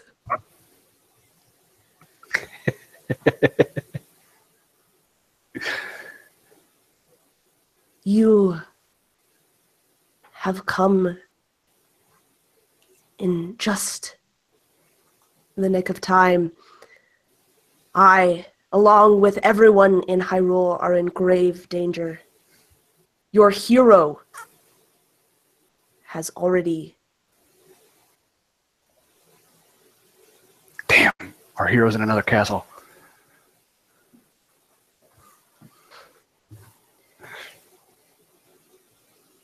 You must... me. Free me. Oh, there's two of them. Sorry, it's My computer just suddenly decided to actually get onto the game there. There we okay. Sorry about that. My computer's doing things on its own. It's like, I want to be in the game. It's Skynet. It'll probably drop out in a second. I don't really know why it did that. I'm just sitting here on my phone. My computer clicks on and starts doing that business. Okay. Yeah. But you actually cut out a little bit. You said for me, I heard your hero is in another is castle. locked away. Oh, He's locked away. captured.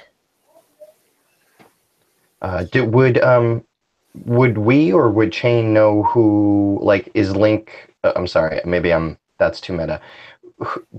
Do we know who she'd be referring to by hero? Yes, of course. You guys have all heard of the great Link, who Okay. has saved Hyrule time and time again. That's right. The And he just- hero. The hero. So you want us to be your hero instead of Link? He cannot help. He is in need of help. An evil, monstrous one of my children captured my physical form and made it monstrous, and stole all the children in this nearby town in order to lure Link.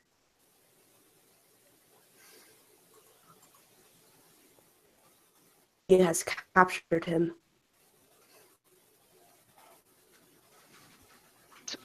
We need to save Link. Save Link, save Hyrule. Save the cheerleader. Save the world. We can't let the children of Ruda be used to destroy Hyrule. What do we do, Princess Poultry? Is there any way for us to assist you out of your bonds? I can only be freed once the beast has been slain and I can return into my physical form. You must defeat this monster. And she says, here. And this big key comes out and lands on the ground in front of you guys. Like, just kind of appears. She says, I cannot get to his lair myself, but here's the key to enter into his domain and face him. Let's go face him. Where do we need to go? Giant key. Yoink! You must.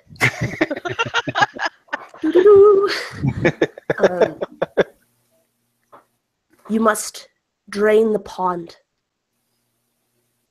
Drain the reservoir outside of here, and his lair is at the bottom. So we gotta stop the waterfall. Now go. I can feel my form fading. I do not have much time left. We will not fail you or our hero. Thank you, adventurers. You have done a great service for me and for all my feathered children.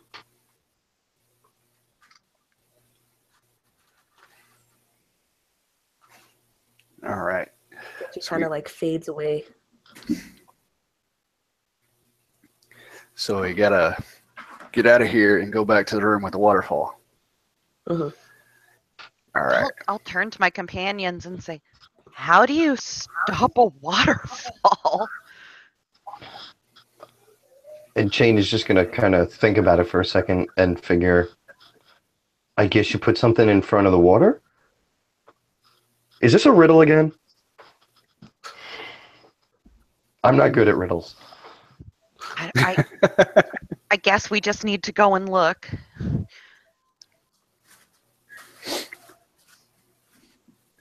Yeah, let's Okay, go so check out that we'll waterfall. make our way out of the shimmering door. You said there was another archway, right? Yeah, that was the room with the chest in it. Oh, yes, that's right. That's right. Yeah. So I guess there's nothing else for us upstairs. The area that we're in right now, there's water and stuff like that in this room, but that's not the water that we need to deal with. We need to deal with the water outside. So there's no water in the room where the Poltra is. There's the water I meant outside and downstairs. Oh, yeah. So they're both connected, right? It's kind of like this open pillar that is kind of full of water up to the first level, and then there's this kind of like fountain that streams down kind of above you. That's it. It was a fountain, not an indoor water. Okay, I got a little confused for a sec. Yeah. Okay.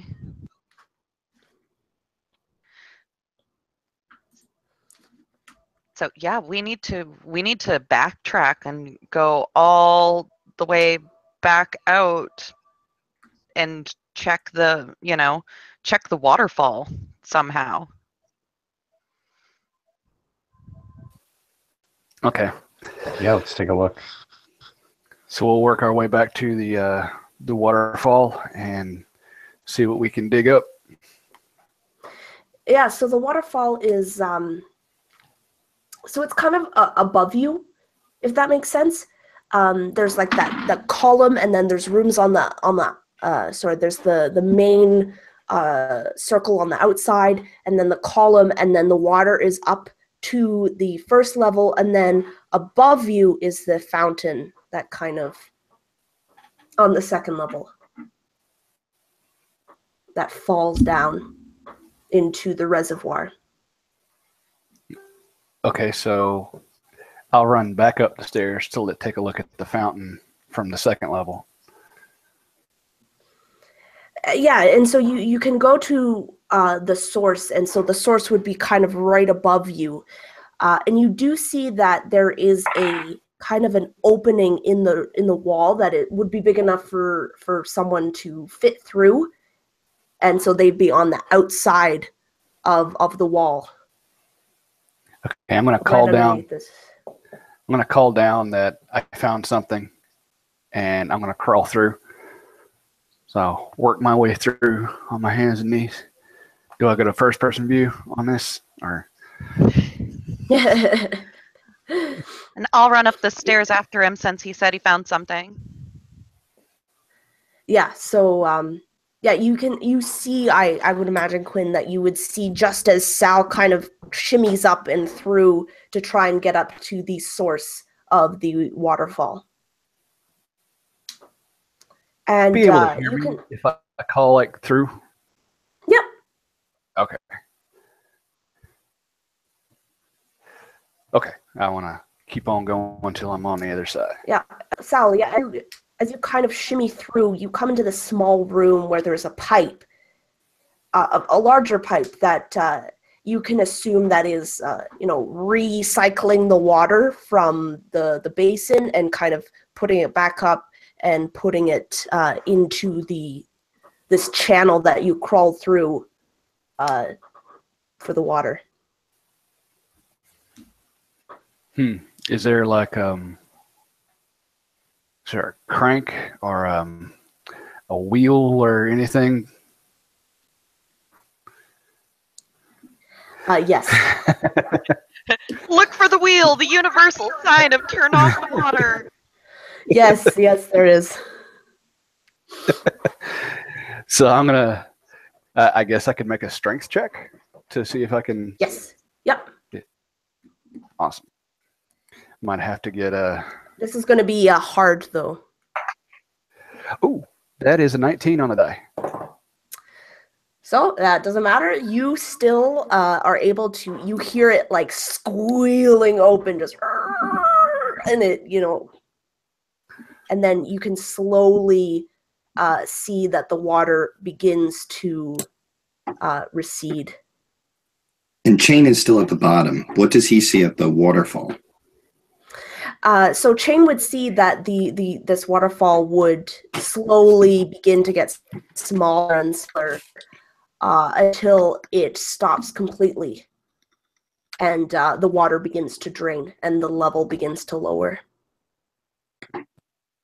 Yeah, so he would just kind of shout out, "It's working!" Yeah. Quinn and Chain, you hear a groan deep within the temple, and you hear this sound of something bursting open, like metal just kind of bursting open, and you can see that through one of the channels on the first level where you are, there is water coming in. You can assume that because of the buildup of the reservoir tank, because the waterfall stopped, the pressure was too great and it exploded and is now spilling into the first level. Oh no. Oh shit! Get down into the thing! Everybody move!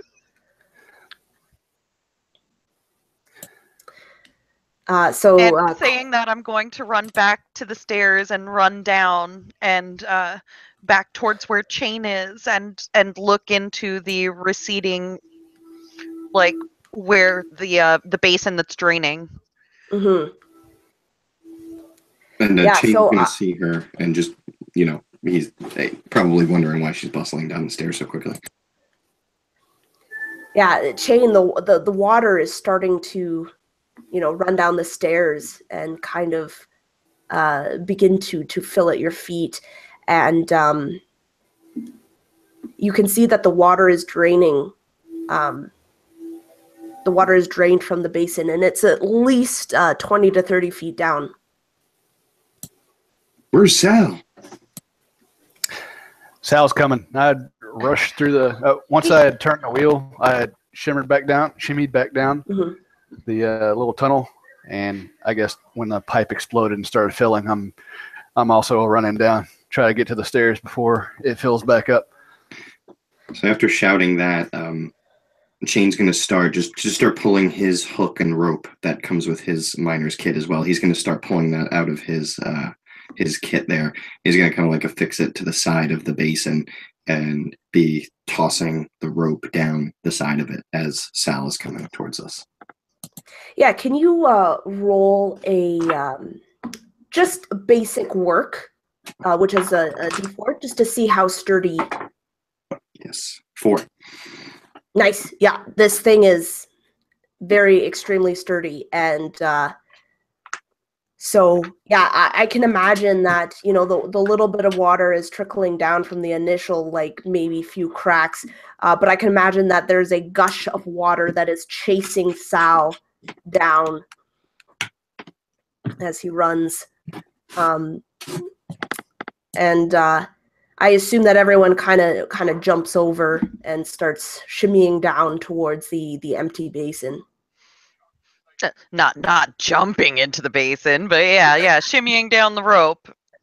Yeah. Yeah, Chain's gonna go first. He's probably the clumsiest. He wants to make sure he doesn't fall on anybody. He could shield surf down there. Yeah, I'd like everyone to make a strength check just to see if they're able to. Ooh, that's a 5.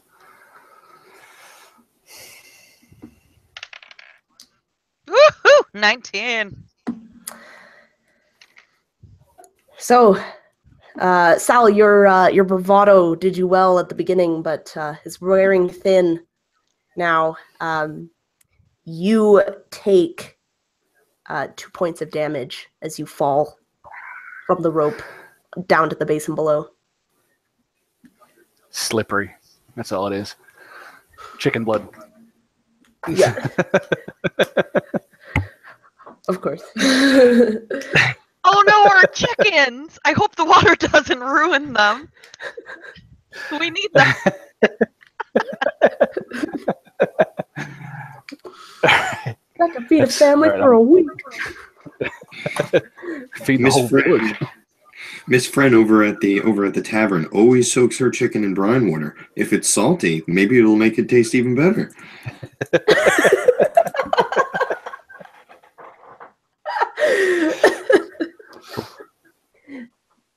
Well, hello. So, in the basin, the gush of water has come and it is spilling over kind of the edge, up the walls, down the window, and is starting to refill the basin again. But you can see that there is a hatch door at the bottom. Chain Quickly. Chain getting down there first, I think, would just kind of scoot over to the door and try to give it a pull as the water is starting to imperil his life. So if he's the first person down and we're still making our way down the rope, I'm actually going to throw the large key to Chain since he's down there before I start climbing. Oh yeah, he totally starts pulling without the key. And then she throws the key, and I'm just like, and I like bobble it, and I grab it, and I'm like, oh, the key. And so he's gonna try to use it. Yeah, so you can see that along with the handle, there's kind of a metal covering, and if you were to flip up the covering, you would see that there is a large key hole. Yeah, but she will try to place the key in turn.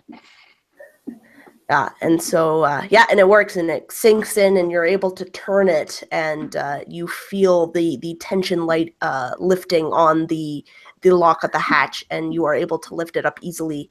And I can imagine you jump in just as, the little bit of water initially just comes and starts spilling into the hatch. Yep. Circling like a toilet now. Spinning around the basin. Yeah, boogie down the rope and then make my way to the open hatch as well. Okay. And Sal, you do the same? Mm-hmm. Kind of rubbing my butt from the fall. And do you close the hatch behind you? Yeah. So that stops a lot of the water so that there's just a little bit dribbling, in between the cracks. And you are facing a hallway at the base of this hatch, lit by a torch, and then a few feet down is another torch. And then at the very end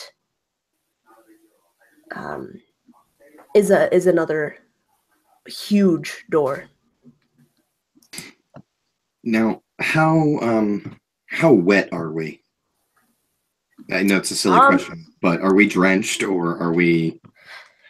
No, I think that you managed to avoid a lot of your feet are probably pretty soaked. Okay. And then the few bit of splashing. I think that Sal is probably the most wet since he fell. Yeah. Okay, so then he's going to dig through his pack, which is mostly dry, to pull back out his lantern that he had put away before and his flint set. And he's going to spark his lantern again and kind of hold it out in front of him down the dark hallway, and just kind of look at the companions and say, I guess the chicken monster is probably this way. I'm shaking each boot out to the side one at a time. I hate wet socks. And so you guys approach the door, and you can see that it's already open a little bit. Oh, all right. So if Chain's holding up the light, I'm not really entirely sure what happened to my lantern. Might still have it, might not, who knows. But Chain's got his. So if he's pointing it, then I'll go up and so the door's slightly ajar then, or just like halfway open? Yeah, it's slightly ajar so that you're able to push it open if you wanted to. Oh, okay. So yeah, I'll go up to the door and just kind of gingerly give it a shove. Yeah, and you see when you open it, it's this huge cavernous room with a kind of a skylight at the top of it. And you can see there are two hanging cages. One is quite larger than the other one, and you can see the silhouettes and the shadows of the frightened children of your town. And in the other, you see your hero, the hero of Hyrule, Link.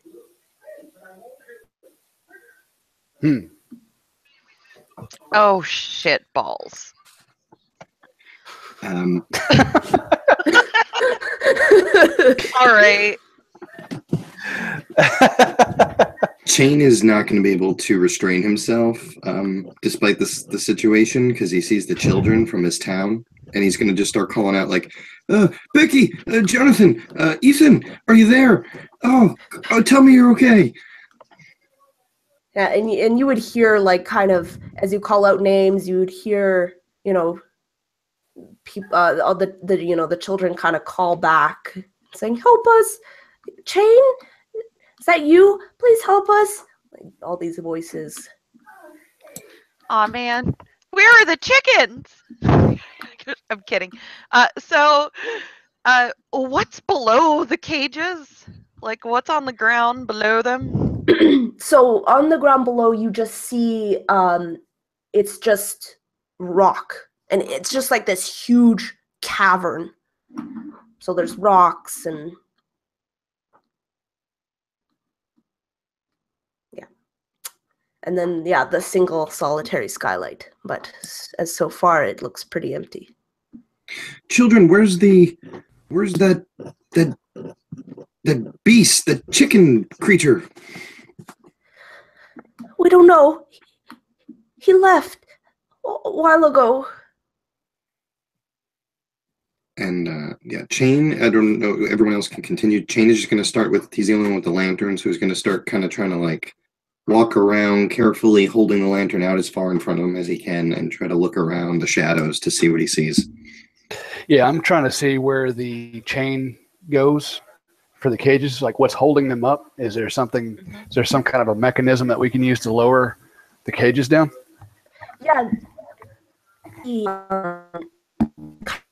Kind of attached to the roof and to a wall, and there's like a lever system, that's kind of attached to the cave wall. Okay. Does it look like, well, I'm going to go see which one I can use to maybe lower the cage with the hero in it. We might need his help on this.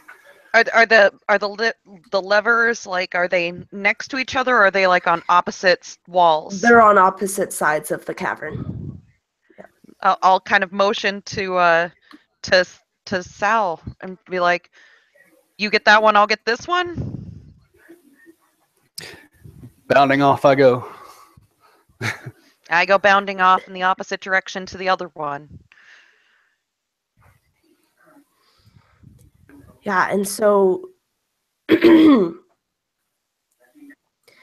see, you both manage to get, kind of lower the ching, ching, ching, ching, ching, ching, ching. You lower the cages to the ground. And just as you hear the cages kind of hit the ground, you hear a stomp. And then another stomp. And it echoes through the cavern. Open the cages! Can we open the cages? Running around to the cages, you see that they are locked. Chain is going to run over to the kid's cage. I'm not sure if that's where Quinn is, but he's going to also start trying to pull on that door, rattle it. Yeah, and so you would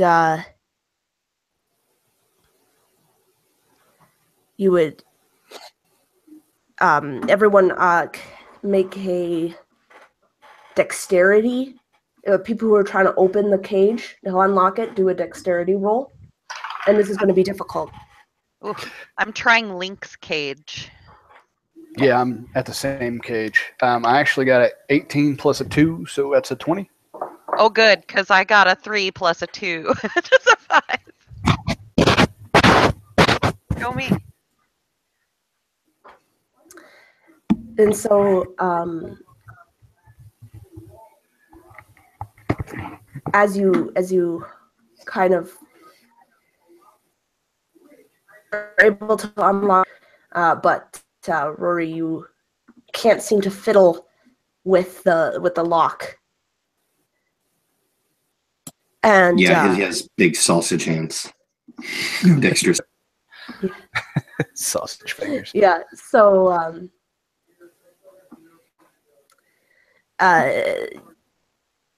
you and then you hear the bang again, and it's getting closer this time. And you see a shadow covers the little skylight, and you see this.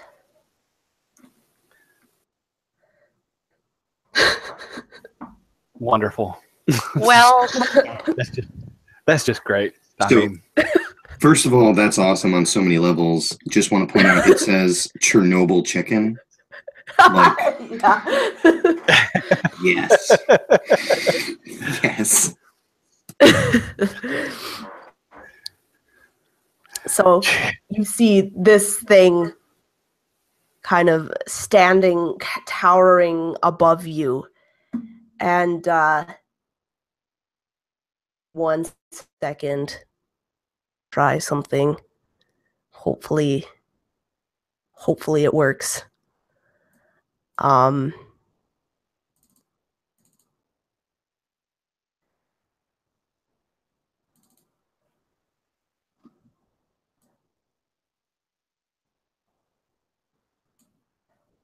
Okay.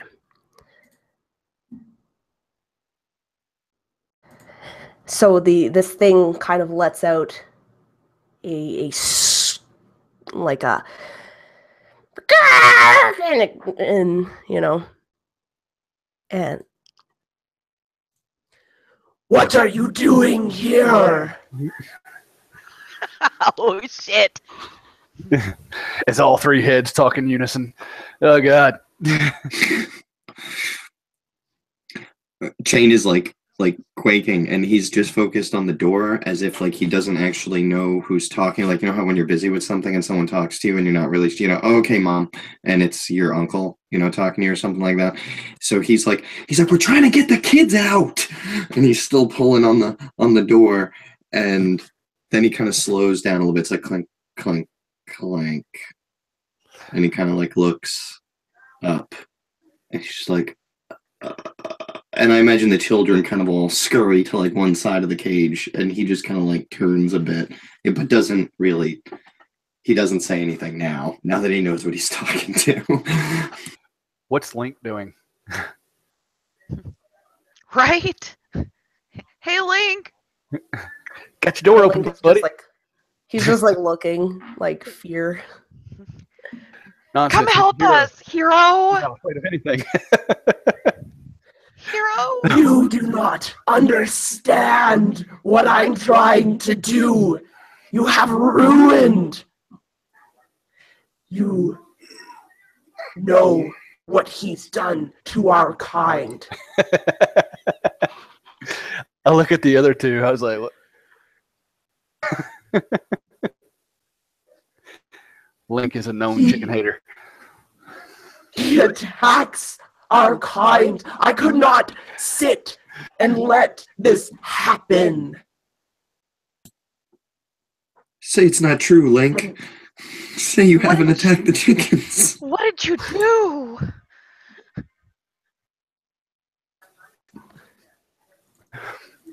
And Link just kind of like looks at every one of you and just hangs his head in shame.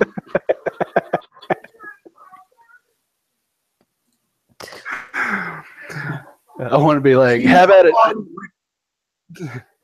Along with everyone who calls him hero shall pay. No longer shall the chicken race be stepped on and grabbed and chased and made to fly and carried. We shall rise up.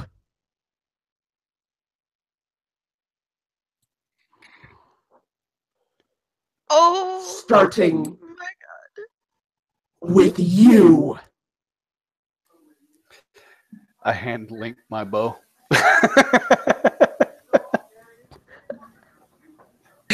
This is your problem, Pat. No. Well, I mean, at that point. Yeah, we should be in full initiative, I imagine here, right? So Sal will be starting. Yep. You were in full initiative. Okay, I wasn't kidding about handing Link the bow, and I'm gonna try to yank the children's door. So Yeah. that will be a Make dex a check? a dex check, but with advantage with easy because you've already tried. Okay, I rolled a 13 on the dice. That's 15. Awesome. Yep. That works. You manage to jiggle the lock, and it breaks. Jingle, jangle. Jingle, jangle. All right. So the door swings open, and the kids can run free. Is there any opening besides what we came in?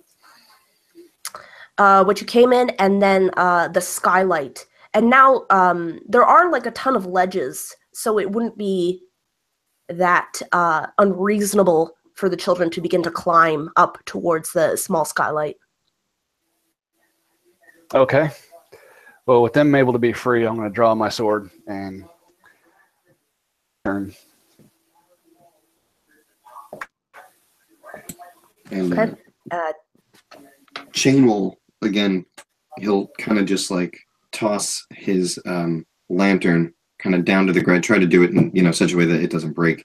He's going to try to basically put it down, pull his shield and his hammer out again, and turn back to the children and just say, "Children, go up and out." And then he will basically kind of run I'm actually not great with the movement speed here, but just run towards the chicken creature and kind of wave his arms and like Jurassic Park style and go, hey, look at me, chicken. Try to draw attention from the children. Yeah.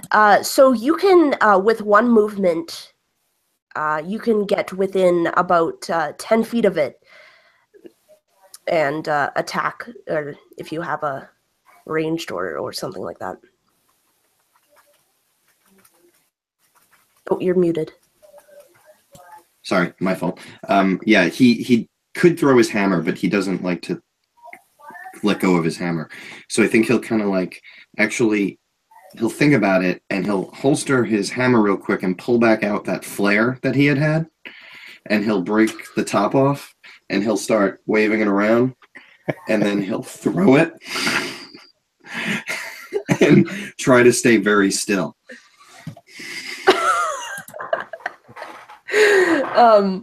Awesome. Quinn. Okay. Did that work? Am I unmuted? All right. Yep. So I'm going to actually pull out my bow because I believe that I'm probably at a far distance, or a relatively far distance. He didn't make it in one round, so I'm going to pull out my bow and take a shot at the giant chicken while also yelling, "Up and out, children! Up and out!" That is an 11. That does not hit, no. Oh, barf. Twang! Crap! Giant chicken! Yeah, I imagine two of those heads are together at one point, and you fire, and they go between a field goal, 3 points right through.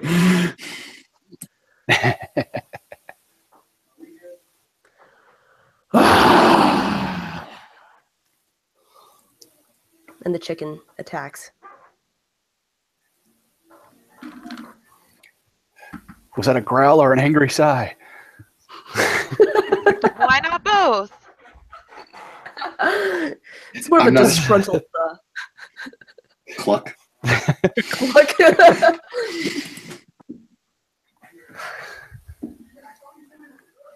So with the three of its heads, it kind of all they all kind of come down, just like little hammers, and they. Oops. How close are you guys? Are you guys relatively close together? I know I'm 10 feet from the chicken. I believe Sal took all his action at the cage, so he should probably still be there, I think. Yeah, Yeah, I would be he's the directly farthest, at I the think. children's cage.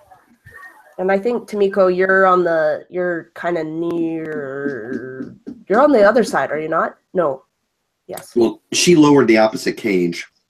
So Yeah, okay. Oh wait, but then she's right to still open Link's cage, so she should be by Link's cage, I think. Yeah, okay. Yeah, so the chickens only hit one of you twice. So that would probably be Chain. Yeah. What did they get me for? They hit you for 5 Okay. pecking damage. Yeah, so like I think he gets his shield up, but like the beak just kind of like blows right through it and like hits him, and then another one hits him, and it's just kind of like getting punch drunk. Boom, boom. Yeah, just ding ding. All right, Sal. I'm really like focusing on the children getting out of the cage and going towards one of the ledges so they can start their climb. Mm-hmm. Yeah, so you can imagine with Chain's actions, like the monster chicken has really like focused the attention onto him, and I can kind of sneak the children towards the wall. Yeah, absolutely. I can say that you would take an action to kind of lead all the children, and they are starting the climb. Okay. And that's going to be my action to try to get them going on that. Yeah. Maybe a strength check to help some of the kids up on that first ledge. You know? I would say that you don't need to do a strength check because they're kids, so you can probably just hoist them up. Yeah, and then from there they would climb up. All right. Yeah. So yeah, I would say that that action is ensuring the children's safety. Mm-hmm. Okay. So Chain. Yeah, so Chain now he gets boom, boom, and kind of stumbles a bit, and then the third head comes down and misses him. And while it's close, he's going to try to. He kind of regains himself and takes like a big lunge at it with his hammer and his shield out. He's just like, "Ah, for Hyrule!" And he brings his hammer down. For a 2 on the dice, total of 4.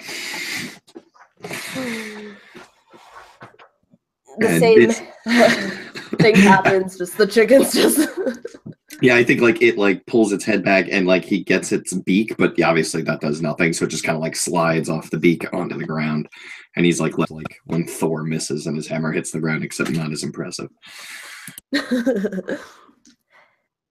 Yeah. And Quinn.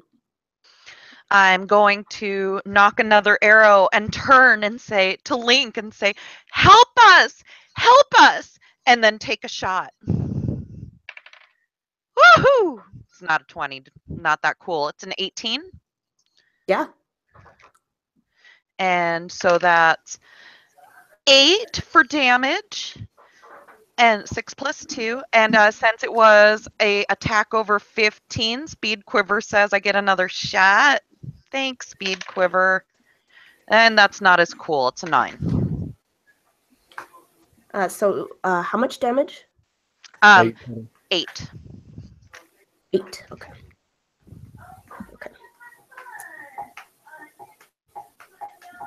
All right. Does Link look like he's moving? Bastard. Yeah, he's shamed right now, so he's kind of recovering. Yeah, so the chicken.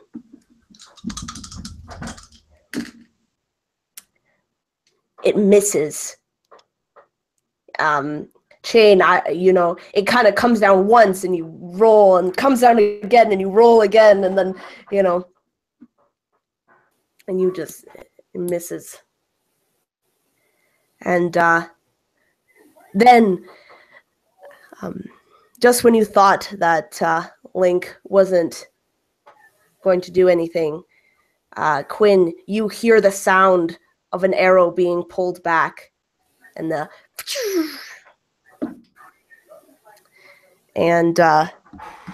embeds it right into the eye of the chicken, one of the heads, and it just lets out this shriek.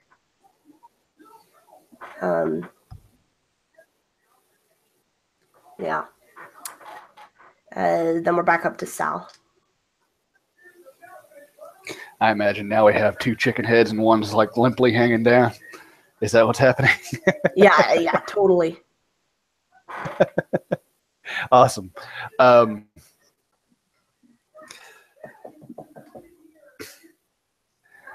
I'm gonna I'm gonna get my rope and hook, and I'm gonna run towards the monster chicken's foot and see if I can hook the hook onto one of its toes or ankles and start running around, like letting my rope go, see if I can circle around the feet of the chicken. Yeah, absolutely. Make a strength check to see if you can kind of pull it. That's 11. So you get it around, but you just can't quite pull it. Maybe you're not in the right place. Maybe you need to go around again. But you got it around. All right, I'm gonna keep on running. Yeah. All right, Chain. So Chain just dodged all three of these heads, and when he comes up to his feet, he's kind of like, "What did I just do? That was impressive." And then he just kind of sees, he sees Sal running around, and he actually kind of hops over one of the ropes as it comes like double dutch, and he goes and he swings at. I'm within range of the chicken, so I'm imagining one of the heads is just left basically close to me after missing. So I'm going to take another swing there. And that is going to be a 11 plus 2, so that is a 13. Yep, that's a hit. Oh, okay. Oh, 6. Nice. So I have plus 1, so that's 7 damage.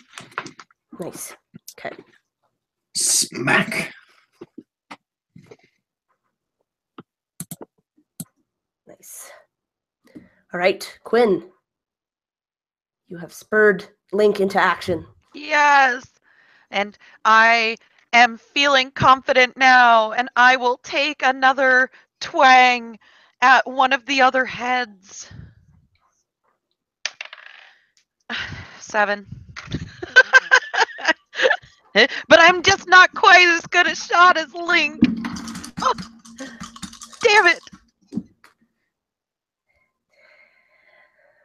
So the one of the heads comes down at you, Sal, and hits you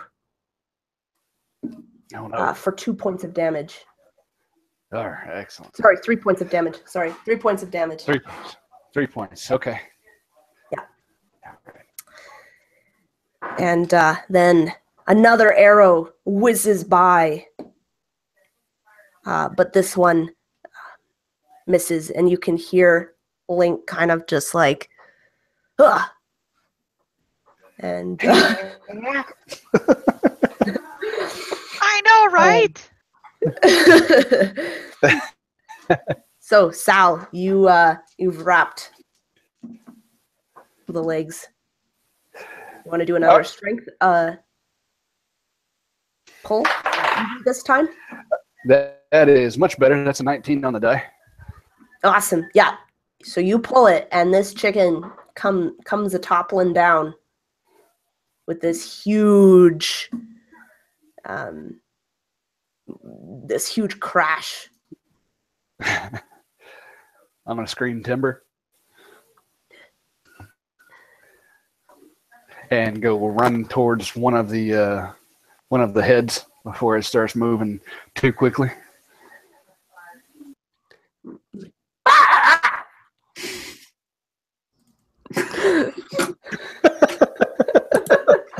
It gets me every time. I'm having too much fun with this. All right, Chain. This chicken is on the ground. So I am. Chain is going to like see this thing. Boom, this big cloud of like dust comes out. He's gonna run like right at where the body should be. I think there's debris floating around, but he knows where it should be, and he's gonna try to basically I don't know exactly how much taller this thing is than him when it's laying down on its side, but he's basically gonna try to climb up its breast, and then run across its neck, one of its necks, and bring his hammer down. Yeah, for sure. And that is awesome, 12 plus 2, so it's 14. And yep. so he tries to bring his hammer down on one of these eyes and rolls a 5. Maybe misses, gets the head, gives it a good clunk. Yeah, awesome. All right, Quinn. Quinn's got a different D20. Making another shot. So, what is it? It's still an immensely large mutant chicken, right? So, even though it's down, probably can still. Okay. Just making sure. That's a 16. And the damage is 4 plus 2, 6. Okay. And speed quiver attack again. That's an 8. Man, that is not panning out for me. Twang! Yes! Get another arrow. Twang! Damn it!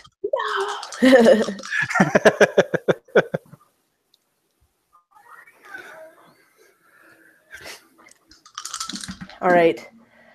And I would say that each head kind of comes down separately and hits. One hits Sal, the other one hits Chain. I would think that maybe, so I can imagine that Chain would kind of hit this thing on the head, and then all of a sudden its head would turn like 180 degrees and just like headbutt. Yeah, I think like Chain just gets like the leverage of the head actually flings him. Like maybe he hits the wall like, ugh. Catapult from the beak. Yeah, that's a whopping 9 damage Ooh. To Chain.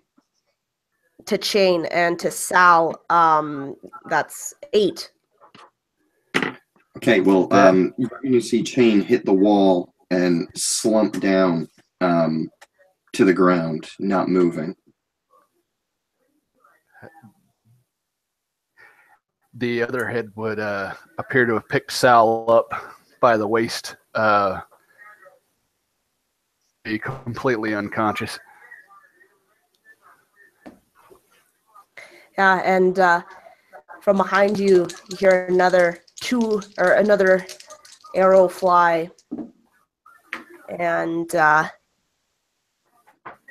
wow, hits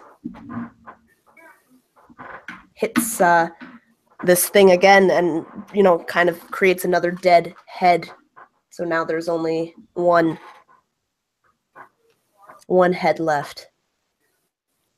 Which head was that? The one holding me or the one that flung him? I'd say it's the one that's holding you. All right.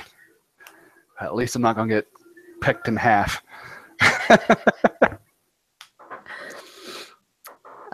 So Sal, are you unconscious now? Yeah, I'm down to 0 hit points. All right, I have never brought someone down to 0 on Icrpg, so I gotta look. Yeah, I'm reading it right now. It says, when reduced to 0 hit points, you are now dying. This means you're unconscious, bleeding out, and running out of time on your next turn. After being dropped, roll a d6. See the tiny little 6 square on your skull. That's a reminder. Okay. In that many of your turns, you are irrevocably stone cold dead.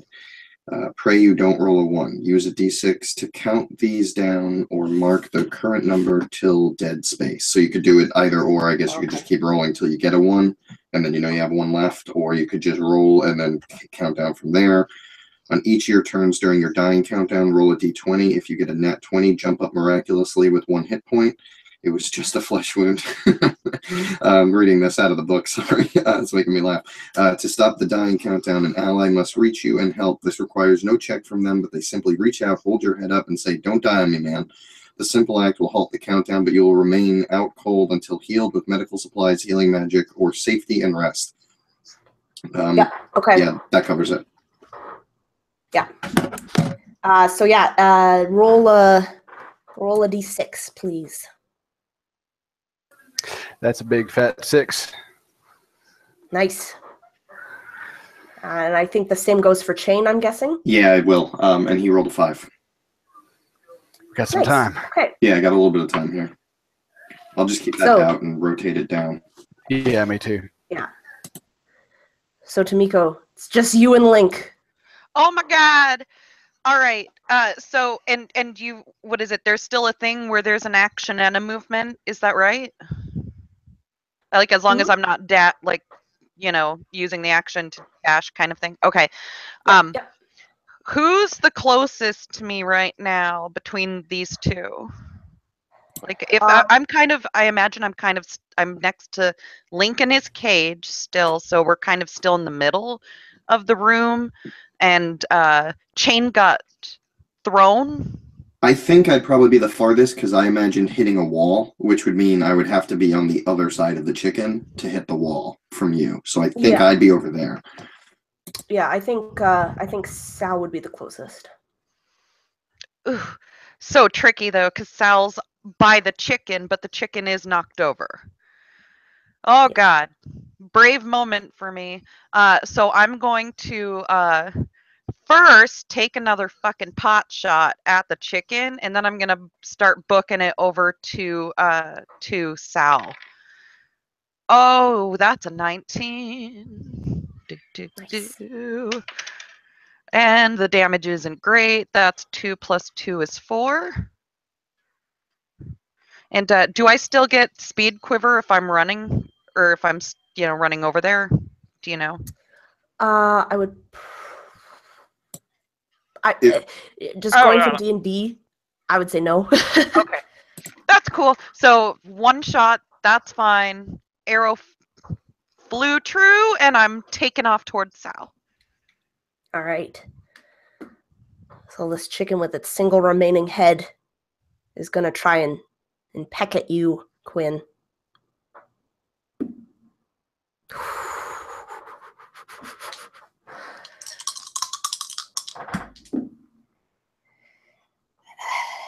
It does 9 points of damage. That fucking hurt, but I'm okay. Yeah, it rolled a nat 20. And so and then Link is going to go, but he does not hit the chicken. All right, Sal, you're marked down 1, and you get to roll a d20. Down to 5 I go. Roll a 20, and that's a 2. That's nowhere near what I need. Chain, do the same. No. It's a crit 1. Well, at least that doesn't do anything. So, you just hear.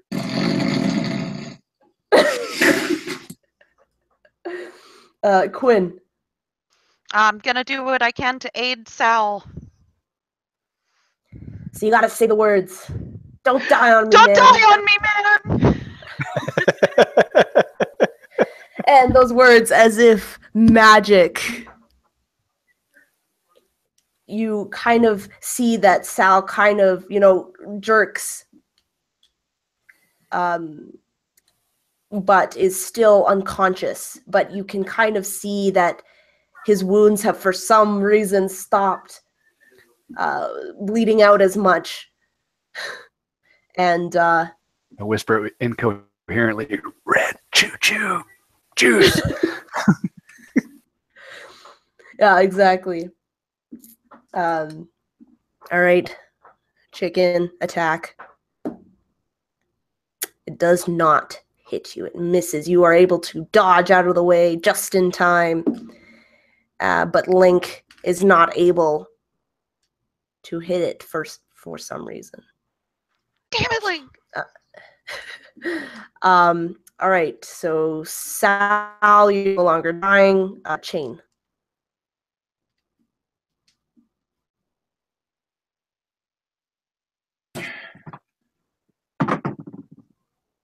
$10. Okay. Quinn. All right. Sal is alive, so I'm going to, I'm going to pull out my bow Wait, I can't. I'm gonna run first toward run first towards the wall where Chain got thrown, and then at the end of my banana movement, I will take my shot. All right. It's an 8.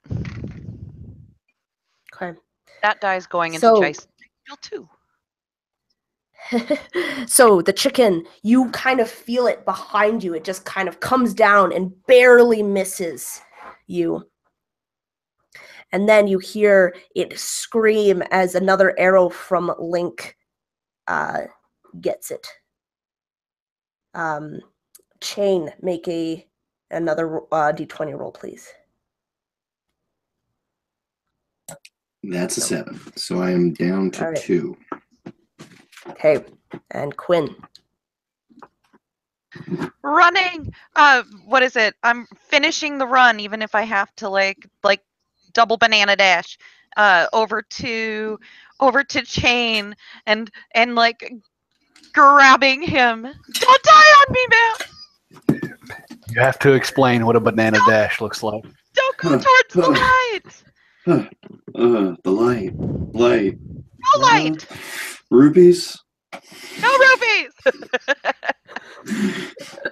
Okay, so I'll take that timer away. He is just regular unconscious, not dying. Right. And so the chicken with its movement stands. And as it does, Link misses with an arrow. Quinn. Shoot at it again. How's he looking? Besides 2 He's dangly looking heads. pretty bad. 2 dangling heads. 2 dangling heads. That's a 10? No, sorry. Balls. Chicken balls.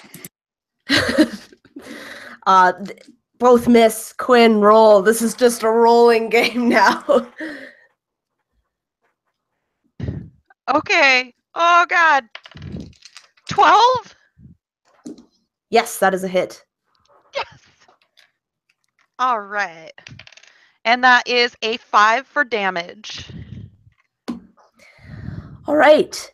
Now you need to explain to me how you do the super awesome killing of the boss movement.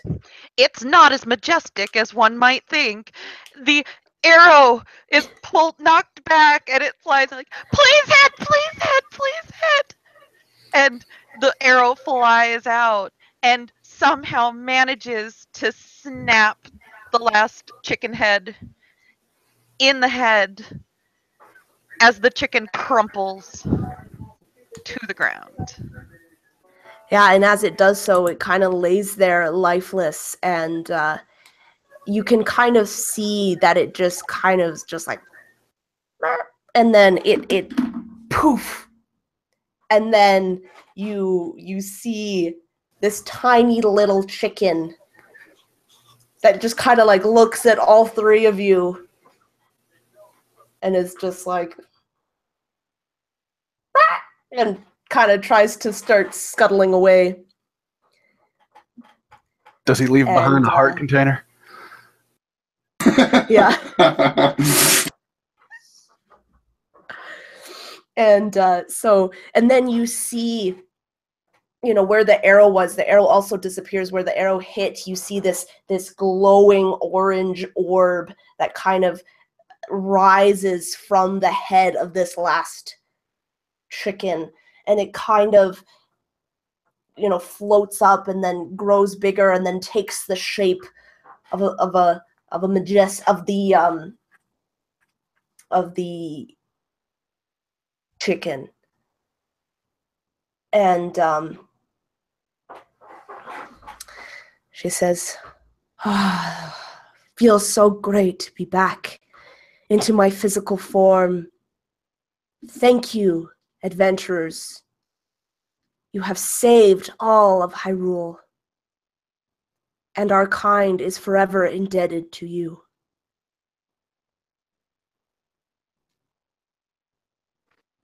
You're welcome.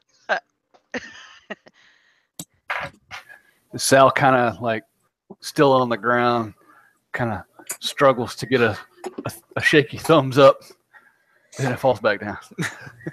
Yeah, and you see that there's like two little fairies that kind of, the two little sprites that kind of, come from this